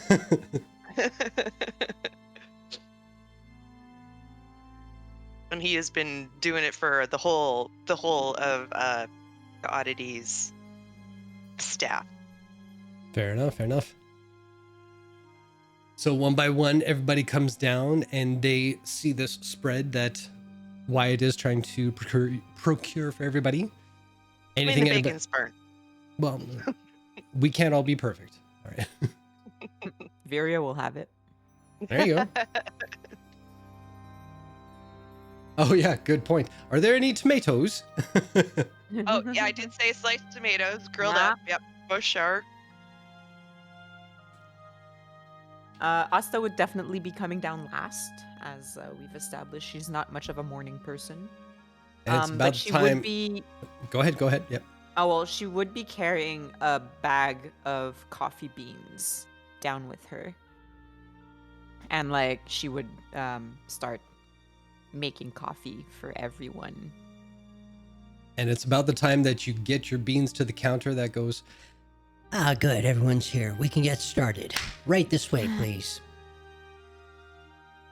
She lingers at the counter, like she's like trying to still prepare like her 1 cup of coffee. Like, please. And so she leads you into the elevator and you guys go topside once more. Quickly making your way past Gam Gam, who tries to... Well, no, I think Gam Gam early in the morning as she's arriving, she's organizing everything. And it's as you guys are quickly moving towards getting out of the timeless trinkets there, she's kind of doing that thing where she's trying to follow the trail of sound, and then you guys are gone before she even gets to make eye contact with you guys, because she's just slow moving Gam Gam. There's a little napkin of like a slice of toast, a burnt piece of bacon, and a bit of scrambled eggs like wrapped up in a napkin on the counter. Oh, that's very kind of you. And eventually you guys head out to, let's do this. Pew, pew, pew, pew, pew. Activate. You guys head out just to the outskirts of town, where there's a bit of a fenced off kind of enclosure. There's a couple of training dummies, there's a couple of hay bales that are kind of stacked up and everything. And it's got the kind of formation of like a circuit training kind of thing. So, here's what we're going to do. For most of you who have an inclination towards the physical, we're going to get you to kind of run through the paces just to kind of see like where your overall physicality is at. We also have some training dummies for some of the arcanists here. Anybody who's a spellcrafter, we can see kind of what you're capable of. And then, if there are any lingering ideas for how some of your abilities might be able to complement one another, we can try those out as well. But first things first, let's get the physical out of the way. Asta, if you'd like to stand by my side here, you're going to help me adjudicate. I'll take a step back and I'll just like take a deck of cards out and just make a spread float in front of me and observe it for a little bit. And go like, Okay, interesting. just then whisk them back into a deck. So I can roll my portent dice, which might come in handy to one of you. Yeah, go for it. So that's a 14 for the first one. And a 6 for the other one. There you go. All right, so the three... Asta, please put the coffee beans down. Thank you. All right, the rest of you, I'll get you to line up at one end. And as you can see, there's a bit of a circuit. So as long as you go around the perimeter, you should be able to follow each of the obstacles as you go along. All right? This isn't a race. This is just to see how well you do physicality-wise. And on your mark, get set, go. I will get all three of you to either make an athletics or an acrobatics check, please. Oh, I didn't have time to stretch. Oh, I got some pretty awful pop-ups here. I can't hit my acrobatics. What the hell? Oh, those What? low rolls. There we go. Checked out.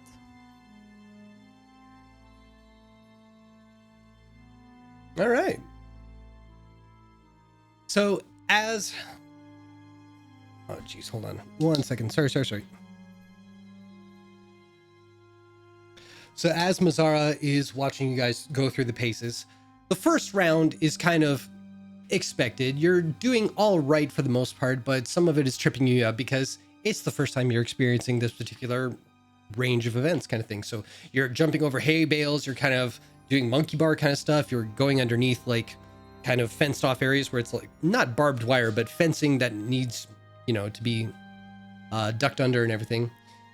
Neff, you're struggling a little bit. You kind of have the ideas to do like what you did during the battle, where it's like, I'll use my wings to get over this, but your armor's kind of the counterbalance to that you're not entirely used to yet. So that's why you kind of lag a little bit behind. But you do manage to successfully go through the whole thing. A little bit winded. Could be because of the new terrain. Could be because it's really early in the morning still. But you guys made it through. Now, getting to the end of it, does anybody want to take a second shot at this routine? Oh, I think I could do better. All right, Mr. Wyatt. In 3, 2, 1. Acrobatics or athletics? Acrobatics, please. Oh, yeah, that's better. That's much better. So as the rest of you watch, both Wesley and Neff just kind of catching their breath and watching Mr. Wyatt go through it again. A little bit of snickering between you two at first, being like, you know, okay, he did okay the first round, but he's probably winded for an old guy. And the second time around, because he's got more idea of what the terrain is going to offer him, gets through it half the time. Neff wouldn't snicker because she hasn't been making a lot of jokes about your age. All right. So the next roundup is Arcana. So everybody takes their positions in front of one of the dummies. I'll say probably Mr. Wyatt, you're going to sit this one out. Yeah. So Mizara kind of takes you by her side and lines up behind everybody to kind of watch as they kind of use their Arcana to their best abilities. So if you guys have spells that target or make an attack roll, we'll get you to use those. Yeah. And whenever you're ready, in 3, 2, 1, fire away.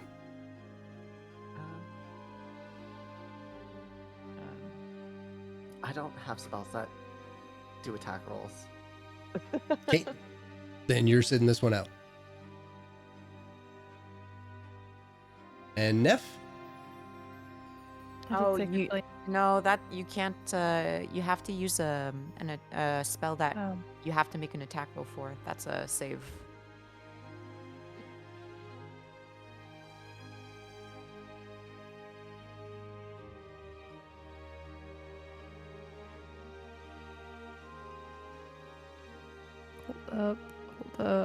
Hold up.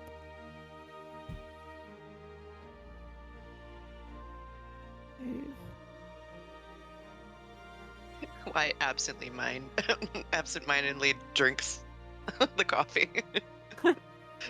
Asta has not had her coffee yet.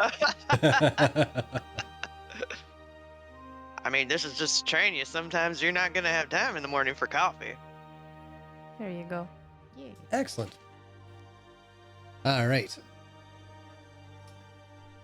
So, Asta, you're a little off center there. Could be because of the lack of coffee. Maybe. Could be that you're not used to being up this early in the morning. Could be that maybe, just maybe, you stayed up a little too late last night. Who knows? Could be all three. And Neff, easily enough, throws out kind of arcane bolt of some sort that just kind of goes through to the target. So it inspires you a little bit to maybe do a little bit better if you wanted to, but that's up to you.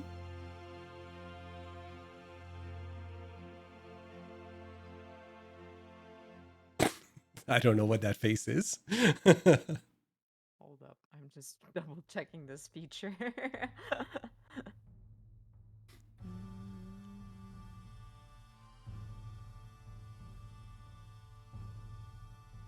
You know what? I'm all up for being a failure girl, so I will not use a portent dice. Oh well. Natural 20. So feeling a bit, I don't know if inspired is the right word, maybe a little jealous, maybe a little bit annoyed with yourself, who knows? But you just, you unleash a firebolt that somehow takes out two of the targets. And there's just like the stump of one left kind of sizzling in the background there. So very nice display, very nice display. So there are an arrangement of other things that kind of put you all through your paces depending on what your speciality is.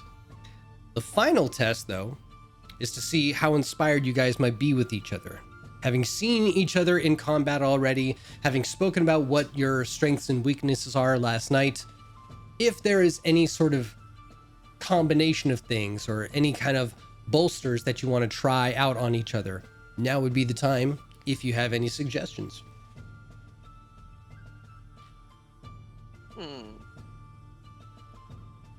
I mean, I fling arrows, so I don't know.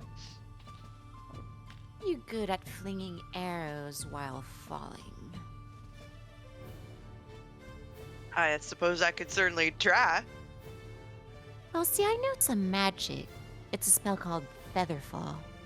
Oh, It allows you to fall at the pace of a feather, one might say. So, could that be used in certain situations where... I don't know. Is there, do I see anywhere to climb up something? Yeah, you guys can, with the help of probably Wesley, you can probably stack some hay bales on top of each other so it's a little more elevated.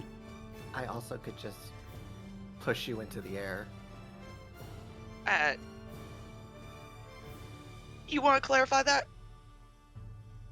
Wesley just raises his hand and like wind just starts gusting around. It's like, well,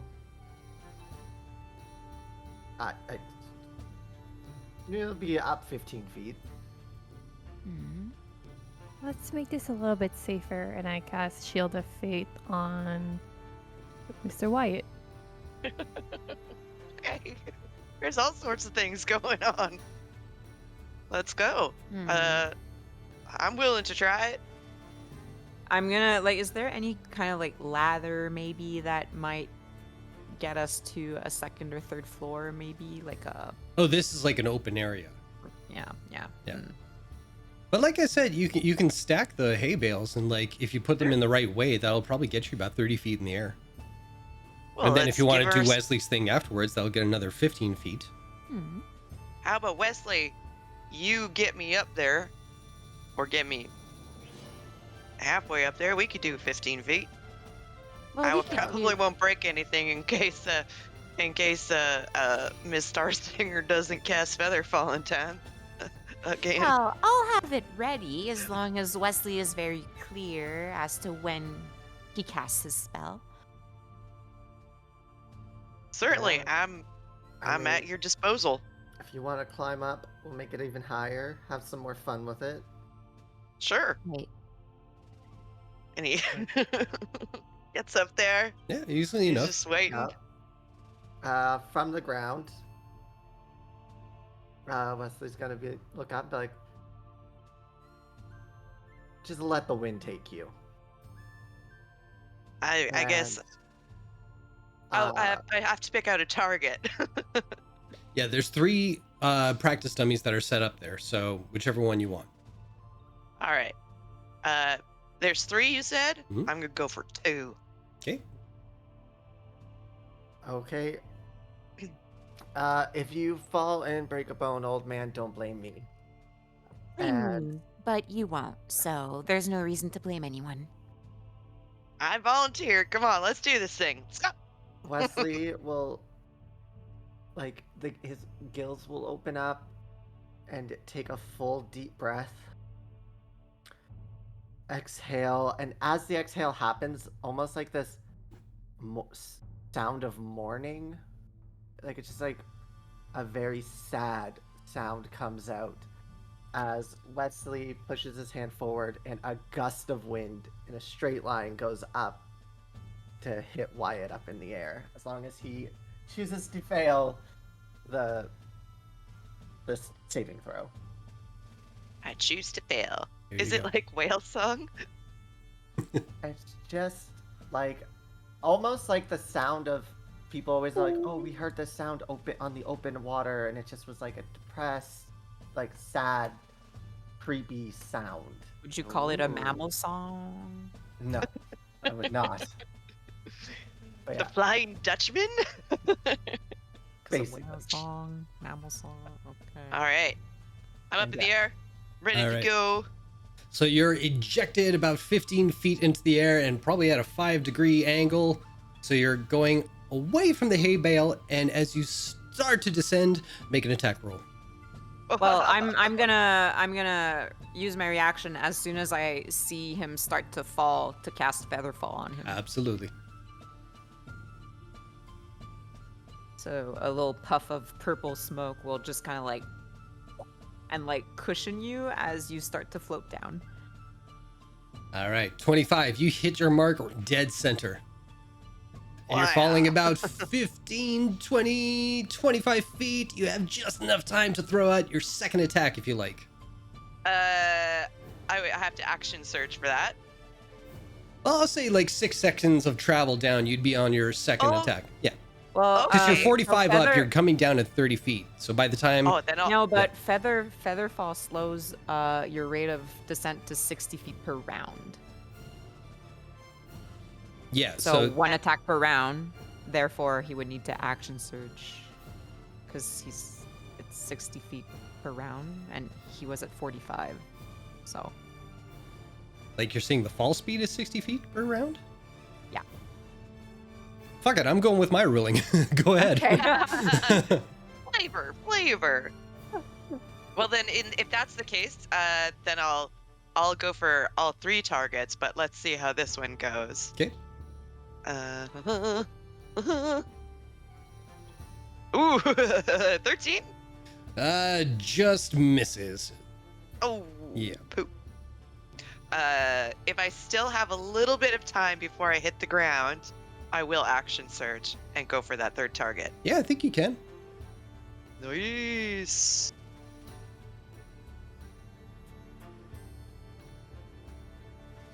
Oh, I saw the 20. But Still an 18. 18. That's real good. That hits it. Not dead center, but close enough. You'd probably get like a lung instead of a heart. And then a nice purple fart just eases your descent to the ground. And you just kind of starfish for a quick second on your belly. It's a purple I didn't land on my feet. sparkly part. There we go.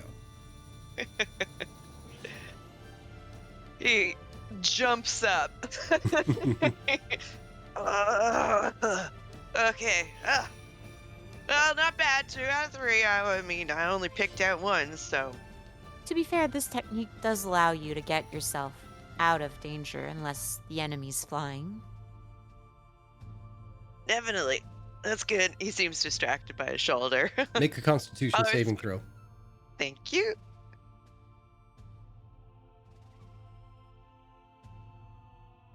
Eight. Yeah. That shoulder is kind of tapped for the day. All right. What's next? Now, anybody else? Does anybody else have an idea they want to test the waters on?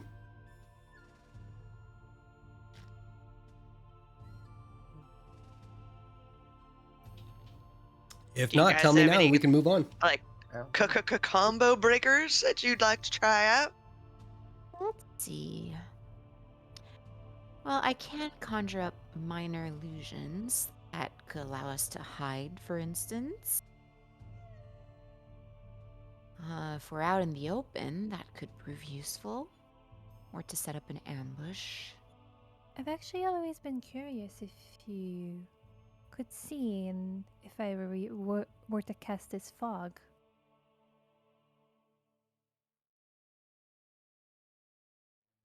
You know a spell that invokes fog, is what you're saying? Yes.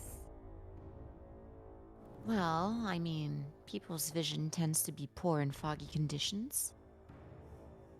Perhaps we can figure out a way to navigate your fog if you were to cast it. Let's give it a try then.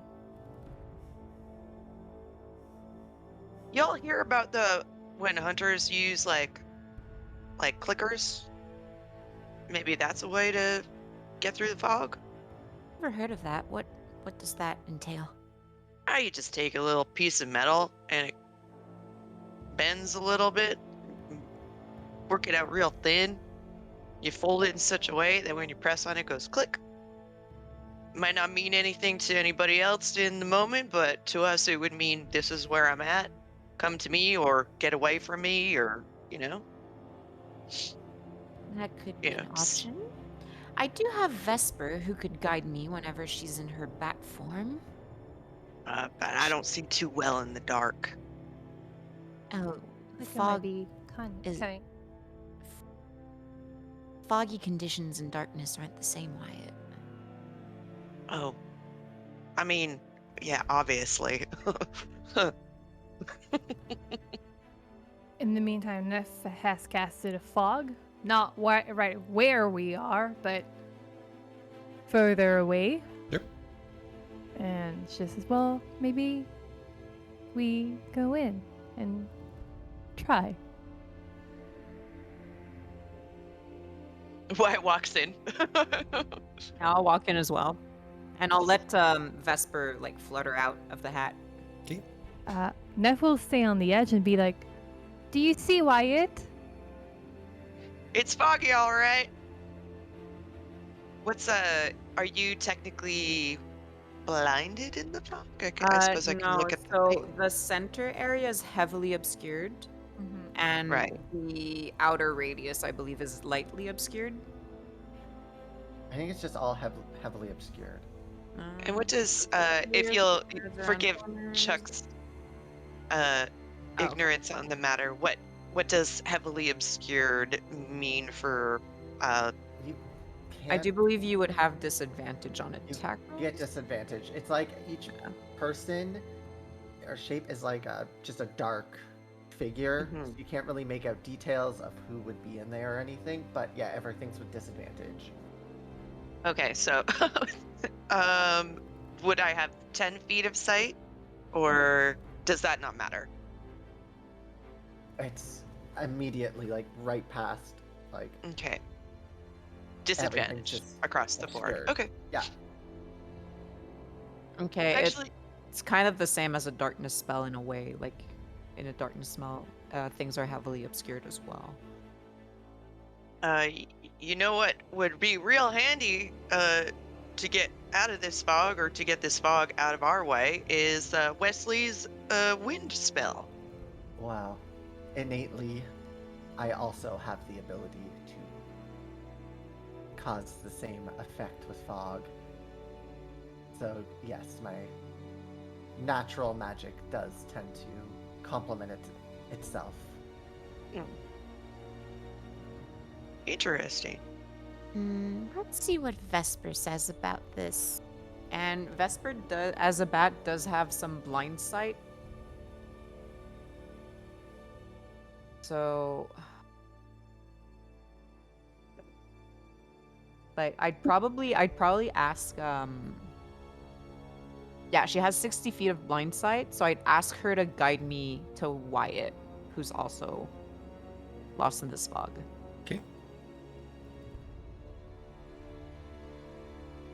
So I guess that just happens then. Yep. Okay. So I'll just kind of like tap Wyatt on the shoulder. Oh god. Oh, apologies. Well, it does seem that Vesper is able to guide us in these conditions.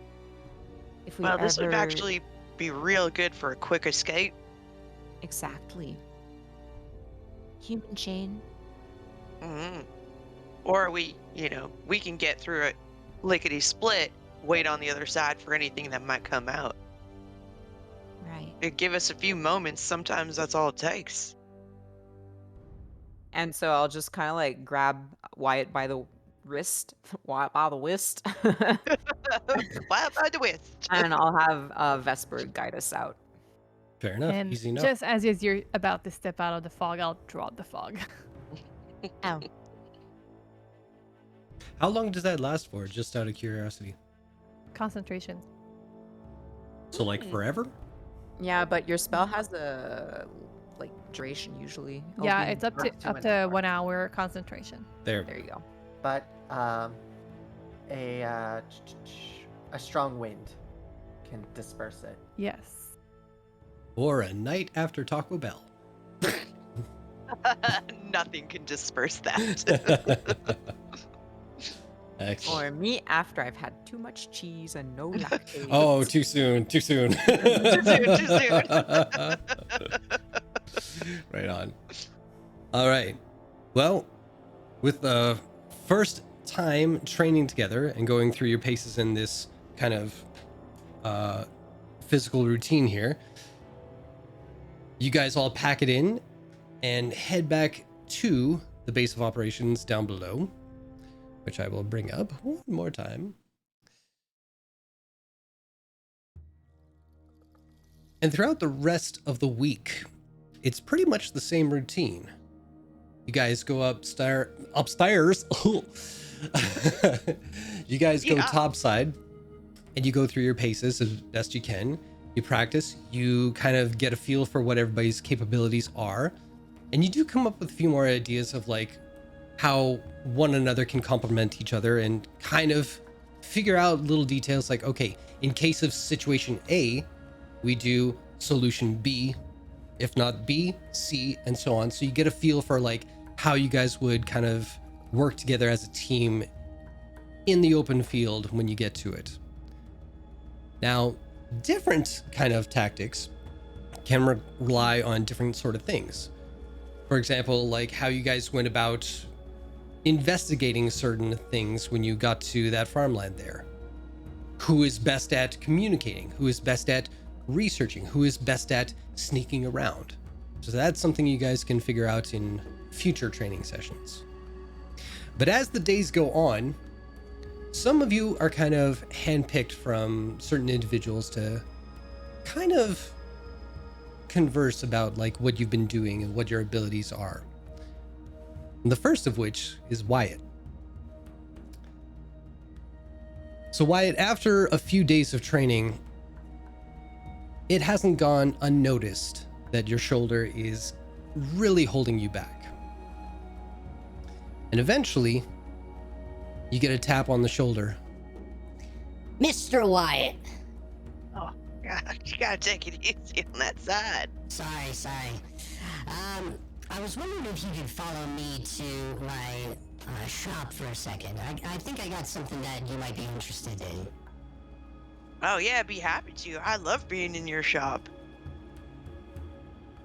Excellent. All right. Follow me right this way. I'm not entirely sure that's the same sound effect I had originally for this person. Dang. Oh, that's Dang, why. You guys froze. It's the wrong voice. I can't hear nor see nothing. Okay, well, we will wait until Oh, no. Chuck comes back. Let's give her a message in Discord. Maybe tell her to... Oh, there she goes. She's frozen. In the meantime, how's everybody doing in the chat room? Hope you guys are having fun. Oh, you're back. Excellent. Oh, All right. Sorry. No worries. That's okay, because I picked the entirely wrong voice. Here we go. Here I am. This is the actual voice I wanted. Alright, before we step inside, I got something that I've been kind of keeping on the back burner because, quite frankly, I didn't know anybody who would really utilize it. And seeing as your performance out there was kind of shitty, I think you might be the right candidate.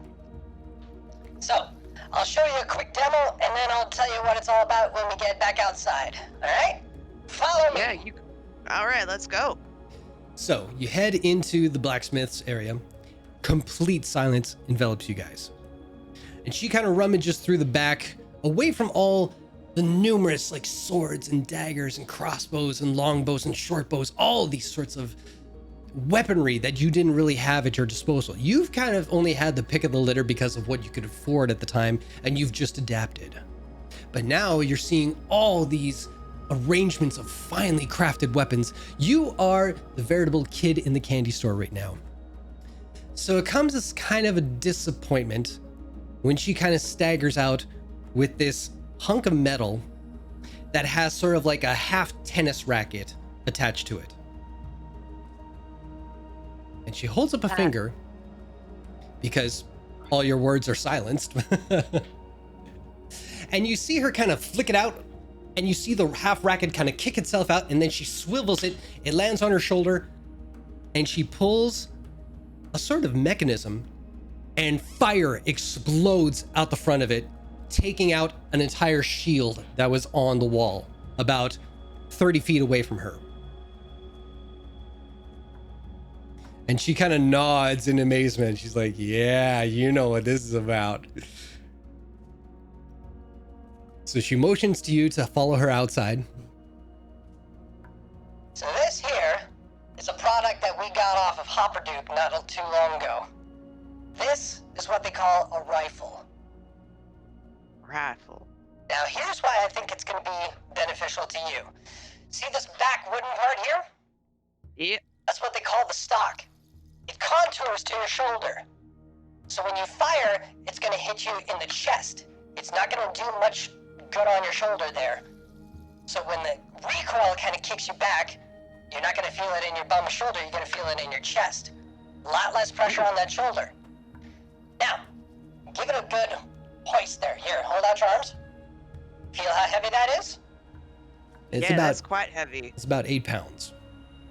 It's not as heavy as I thought. But it's still fairly heavy. Now I mean, rest it on heavier your than a shoulder. boat. And the grip is right underneath there. You can see where the little pin is there. That's what they call the trigger, all right? Now you can see down the barrel of it, the metal part there. So what you want to do is line up the two pieces, the one that's close to you and the one at the distance there. Once you got those in sight between each other, you put those two right on the target that you're gonna aim for, and you squeeze that hairpin trigger, not in here, but outside, and it's gonna be loud as the son of a bitch when you pull that trigger. Now, you can be far away from your targets. When you're up close, it's a little less handy, all right? Now, couple key things to remember. This is a work in progress. It might shit the bed on you when you're out there, all right? So I'll need you to take some time to learn how to fix it up if it gets fucked up, all right? Now, you got 2 shots in this thing before you need to reload it. Here, you'll need these as well. And she gives you a big sack full of ball bearings that have been attached with like a little bit of gunpowder at the end of it. Gun. So when you go topside, you'll want to practice with these a couple of times, all right? So there are some reinforced dummies that are up there. So not the wooden ones. Those things, you'll just blow them to shit, okay? But the ones with reinforced kind of metal on the chest, have at it. Wow, this is. Are you gonna come with me? Let's go. Let's go. Oh, let's go. Let's go. So Chuck, if you would like to look in inventory and find something called Hunter's Thunder, Oh, you are free to inventory is- rename it whatever you like. So you'll go to manage equipment and you'll search for it just like you would any kind of longsword or anything like that. And then you can add it to your inventory on D&D Beyond. Inventory. Now, I won't go through the whole RP of like having you like shoot and everything like that. We're going to move on. So I'll let you do that while we work through everybody else. Okay. All right. If you have troubles, let me know after we're done and we'll find it for you. I already have trouble. So I No don't worries. know. No worries. So I as just the went week from- goes on, Asta. Hey. Hey. You eventually gravitate towards the enchanter's room. Because this is where spellcraft kind of happens. And you give a little knock on the door. And just as you like to do, it opens by itself. And you are free to walk in. A fellow connoisseur. I was expecting you. Please, come inside. Yes, I am. I'm walking in. I'm coming in. I'm coming.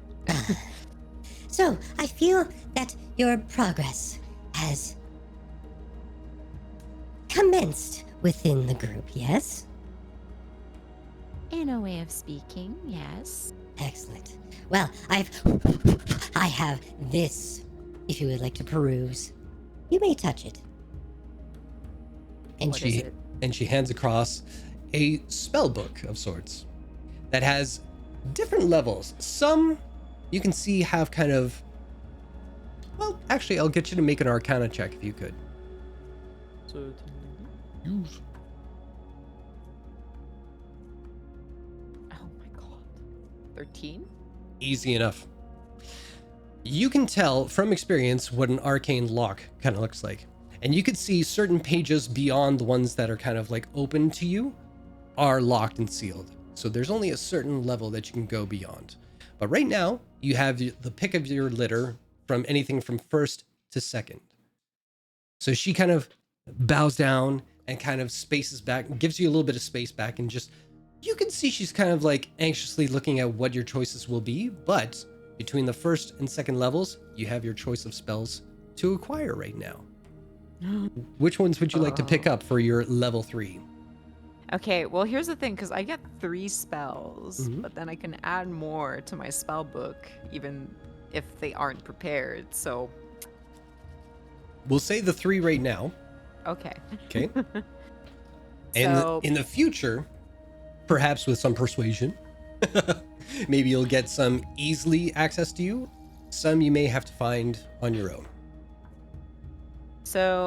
Asta browses through all of the spells for a fairly long time, taking the time to read, some of the text that accompanies the names. Mhm. And eventually, like, she'll stop at one specific one because she mentioned this the other day when she was talking about her shortcomings.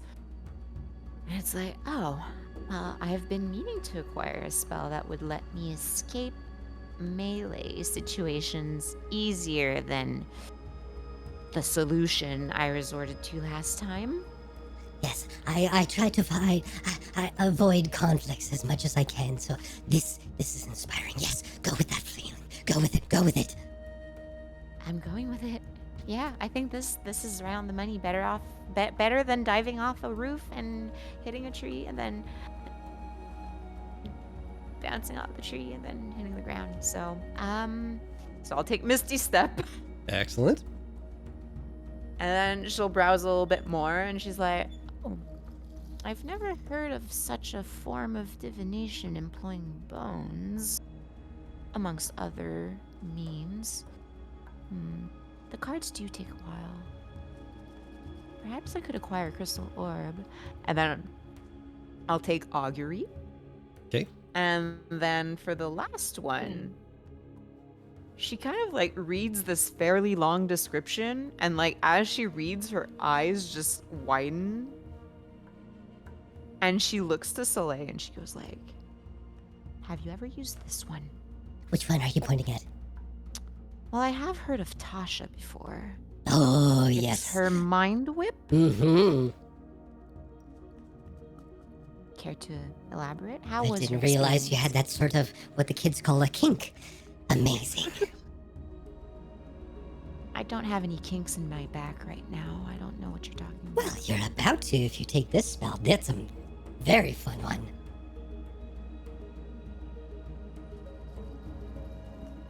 Care to demonstrate? By all means.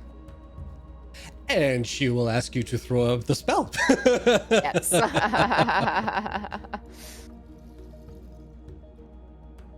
So, well, whatever whatever. The thing has to make an intelligence saving throw, so. So, make an intelligence saving throw. Yeah. Damn. Oh, it's not working. You must have one or more controlled tokens in order to use this option. So I'll just roll a d20. Thank you.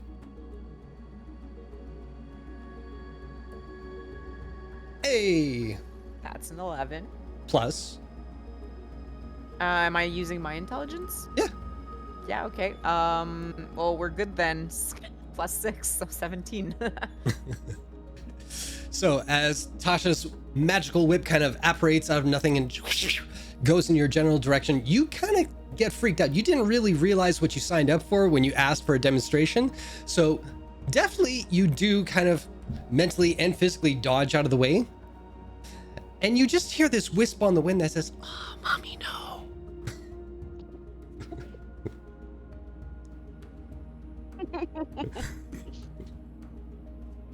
You asked So- for it. I poke my head out from behind the desk I dove behind, and I just go like, Very convincing. It's fun.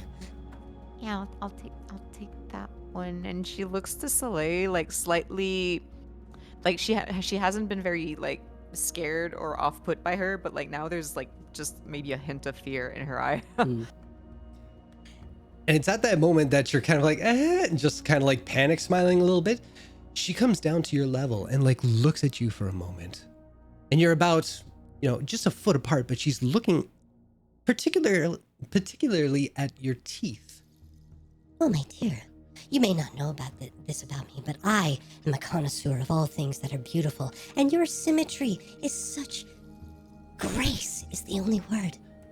But there's a blemish. Honey, we cannot have that. Oh, no. You must be perfect in your perfect little teeth. And she points to the broken tooth you suffered during the last battle. I have just the thing for you. And she apparates something out of the air, and she holds in front of you what looks like a tooth. This will cover up that blemish. Oh, it's such a reminder of your failings. Oh, you don't want to look at that in the mirror. No. No. We must show our best face forward. Please. It's the least I can do for such a symmetrically perfect, balanced. Do you take it? Does the tooth do anything other than restore symmetry to my face? Well, the question is, do you take it? Yeah, I'll take it. All right. And do you wear it?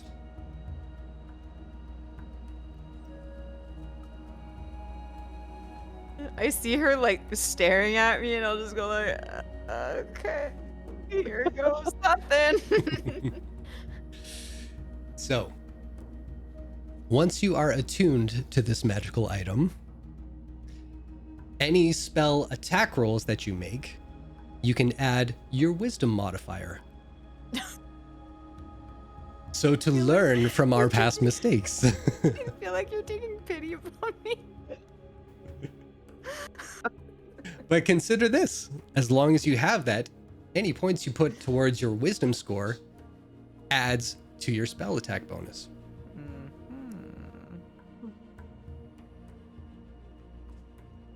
Beauty teaches us much.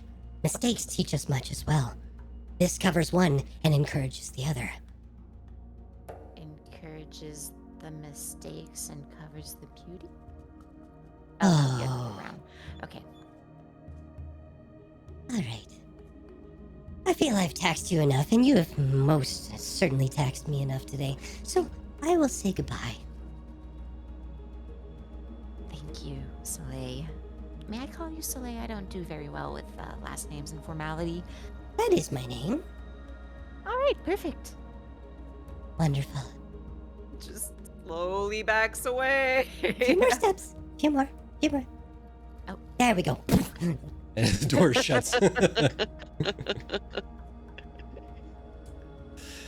Now, during the week, shortly before or after Asta has her experience, Wesley, you two have a strange interaction with the lovely Soleil. And you walk away with a spell. Well, a bit emotionally scarred. You're not too sure how to take her comments and compliments or insults, if they're meant to be.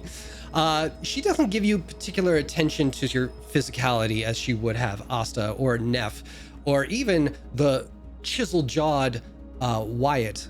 But she does provide you with a spell to kind of take with you before she shoos you out. Doesn't really give you much interest otherwise, but you do take with you a very interesting spell, if you'd like to tell the group what you gain. Anytime now. Trauma. I've gained trauma from her. That's free of And charge. a therapist.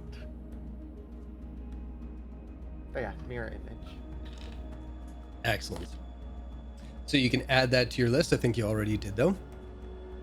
And as you're kind of recovering from the not quite insult, but not quite any sort of compliment by any means, you feel a hand just touch your shoulder.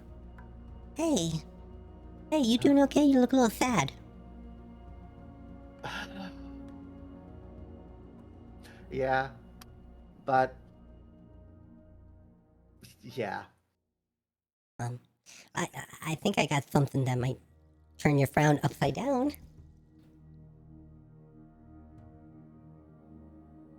Unless it can redo years of something. Oh, that's asking a lot. But maybe it'll do something for you on a positive note. Sure. All right, come with me. And she kind of leads you to the greenhouse. And as you get in there, strangely enough, just being in that greenhouse, surrounded by the flora and fauna, and maybe it's just the fresh air that's within there, it does kind of settle your mind a little bit more. So you don't quite have the edge as you would have coming out of Soleil's place. So this does ease your mind a little bit. Okay, give me one moment. I'm just gonna go fetch it. Everything on this side up to about here, you can definitely check it out.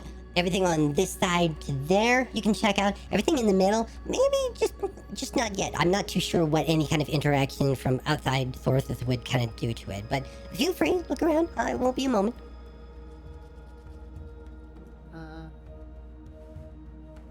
Wesley would hover around the things in the middle, just looking. Not quite touching, but just looking at them. Yeah, easy enough. Strangely enough, there are certain sections that seem saturated in water. Like others just get the little spritzes. Others have water systems that just kind of like trickle down on like at a certain level that just keeps them moist and everything. But others seem to be submerged in water. And you look in, it's crazy, but there are certain collections of algae, seaweeds, fungus, everything that would be subsurface level in the water. And you're looking at that and just getting a little kind of ting of like, hey, I remember this from when we did like deep dives and this kind of stuff. So it's little, not necessarily hints of home, but it does have that kind of memory attachment to seeing these things. Wesley would do like the Disney princess, like slumped over the edge of it, just like hands in the water, just fully engulfed in just the smells and everything coming from them. Right on. And before too long, she returns. So, I feel like I should explain this before I give it to you. And I don't want to make you feel bad. I just want you to know, like, that's not what I'm about. But I remember when you were the first one to talk at the table, one of the first things you said was you fell in battle. Or you fell on your butt, so to speak. And I could kind of tell that kind of bummed you out a little bit. So it made me think of this thing. So what this does, okay, is if you drink this, then the next time that you fall, you don't go to sleep or you don't go unconscious. You get that little bit that'll let you survive it. And I kind of made it because a friend of mine helped me make it. Thank you. And I think he would be proud that you're the first one to try it out. It gives you orcish resilience. How long does it last for? Oh, just the one time. But I'm trying to make more of it. Well, Next time I feel like I'm in need, I'll pop it and let you know how it goes. Great. I'd appreciate that. Feedback is so vital when you're doing this kind of work. So if you want, you can look in your inventory and add Elixir of Orcish Endurance.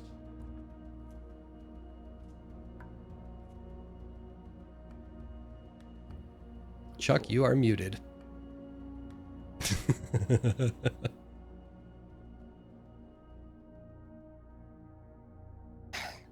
Well, if you want, if you got nothing else going on today, I could use a hand here if you feel up to it. Sure. Great. Right this way. We're gonna do some vegetables and then we're gonna do some repotting. We may even go in the back and I'll show you the hot room. It's really something else. Lead the way.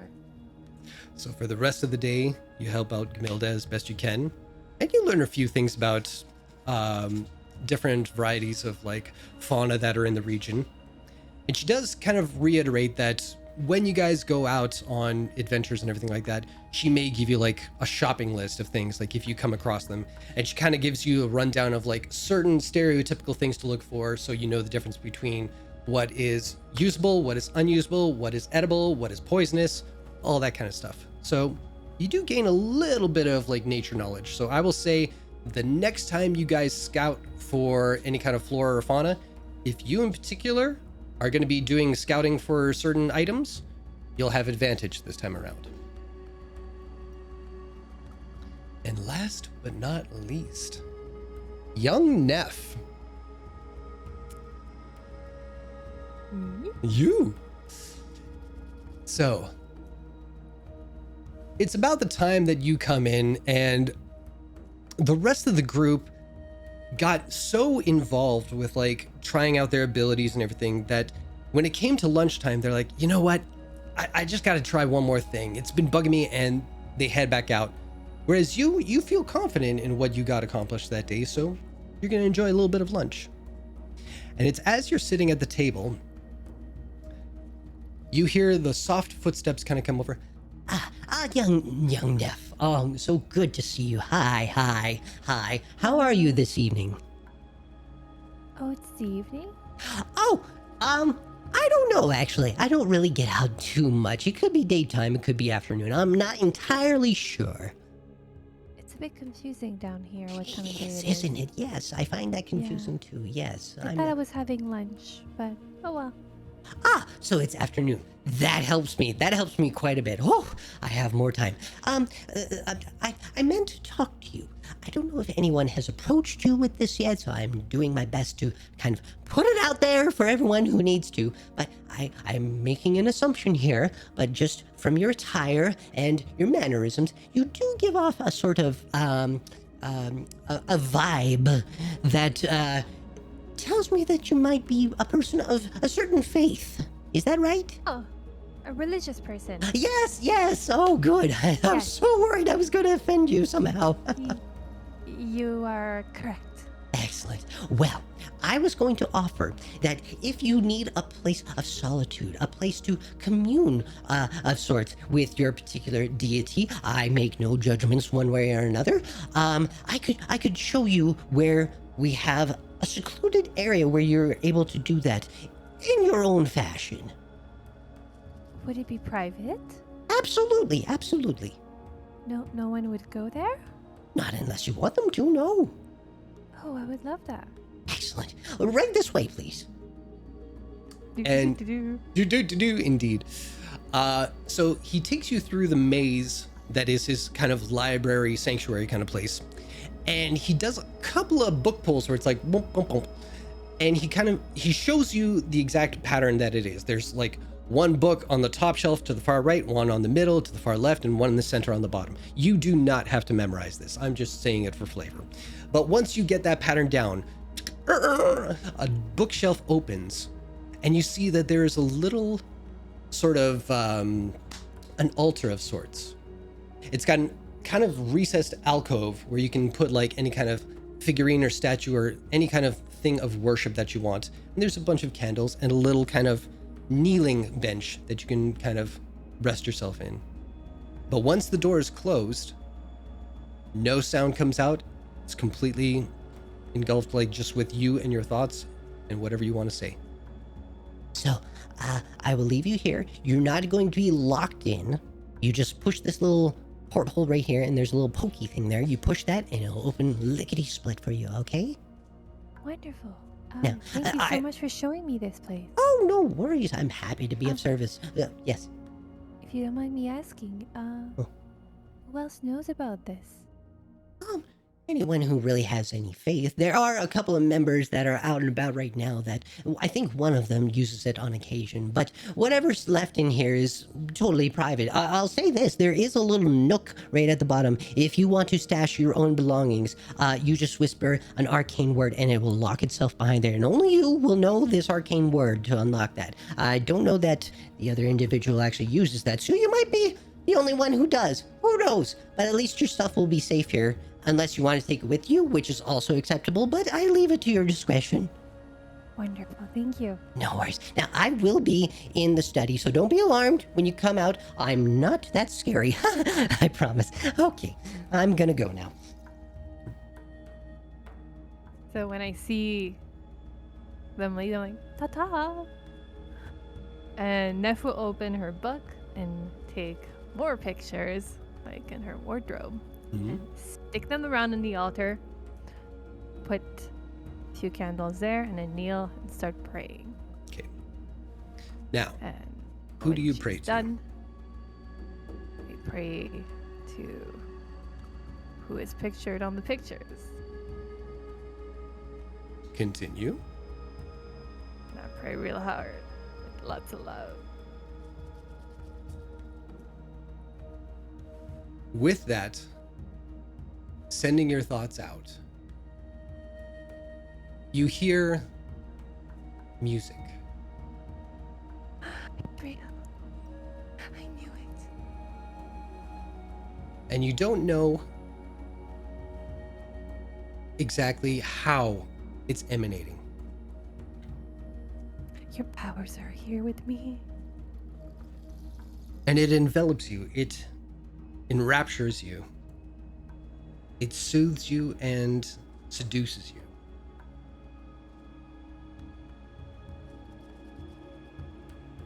And it's almost as if the music itself encourages you, tries to tell you of your strength, your power, tries to imbue you beyond your limited extremities. An extension of you, an extension of them. And a weapon appears, arcane in nature, into your hand. What form does it take?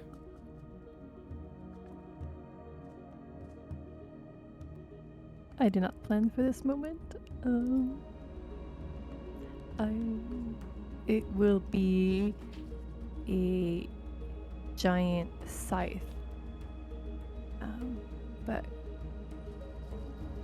with like little elements of music. And it's very delicate on the sur le manche, on the thingy. Excellent. And as you hold it, and you swish it a few times throughout the air, it does hum with just a few notes of a familiar melody that you heard so long ago, it feels.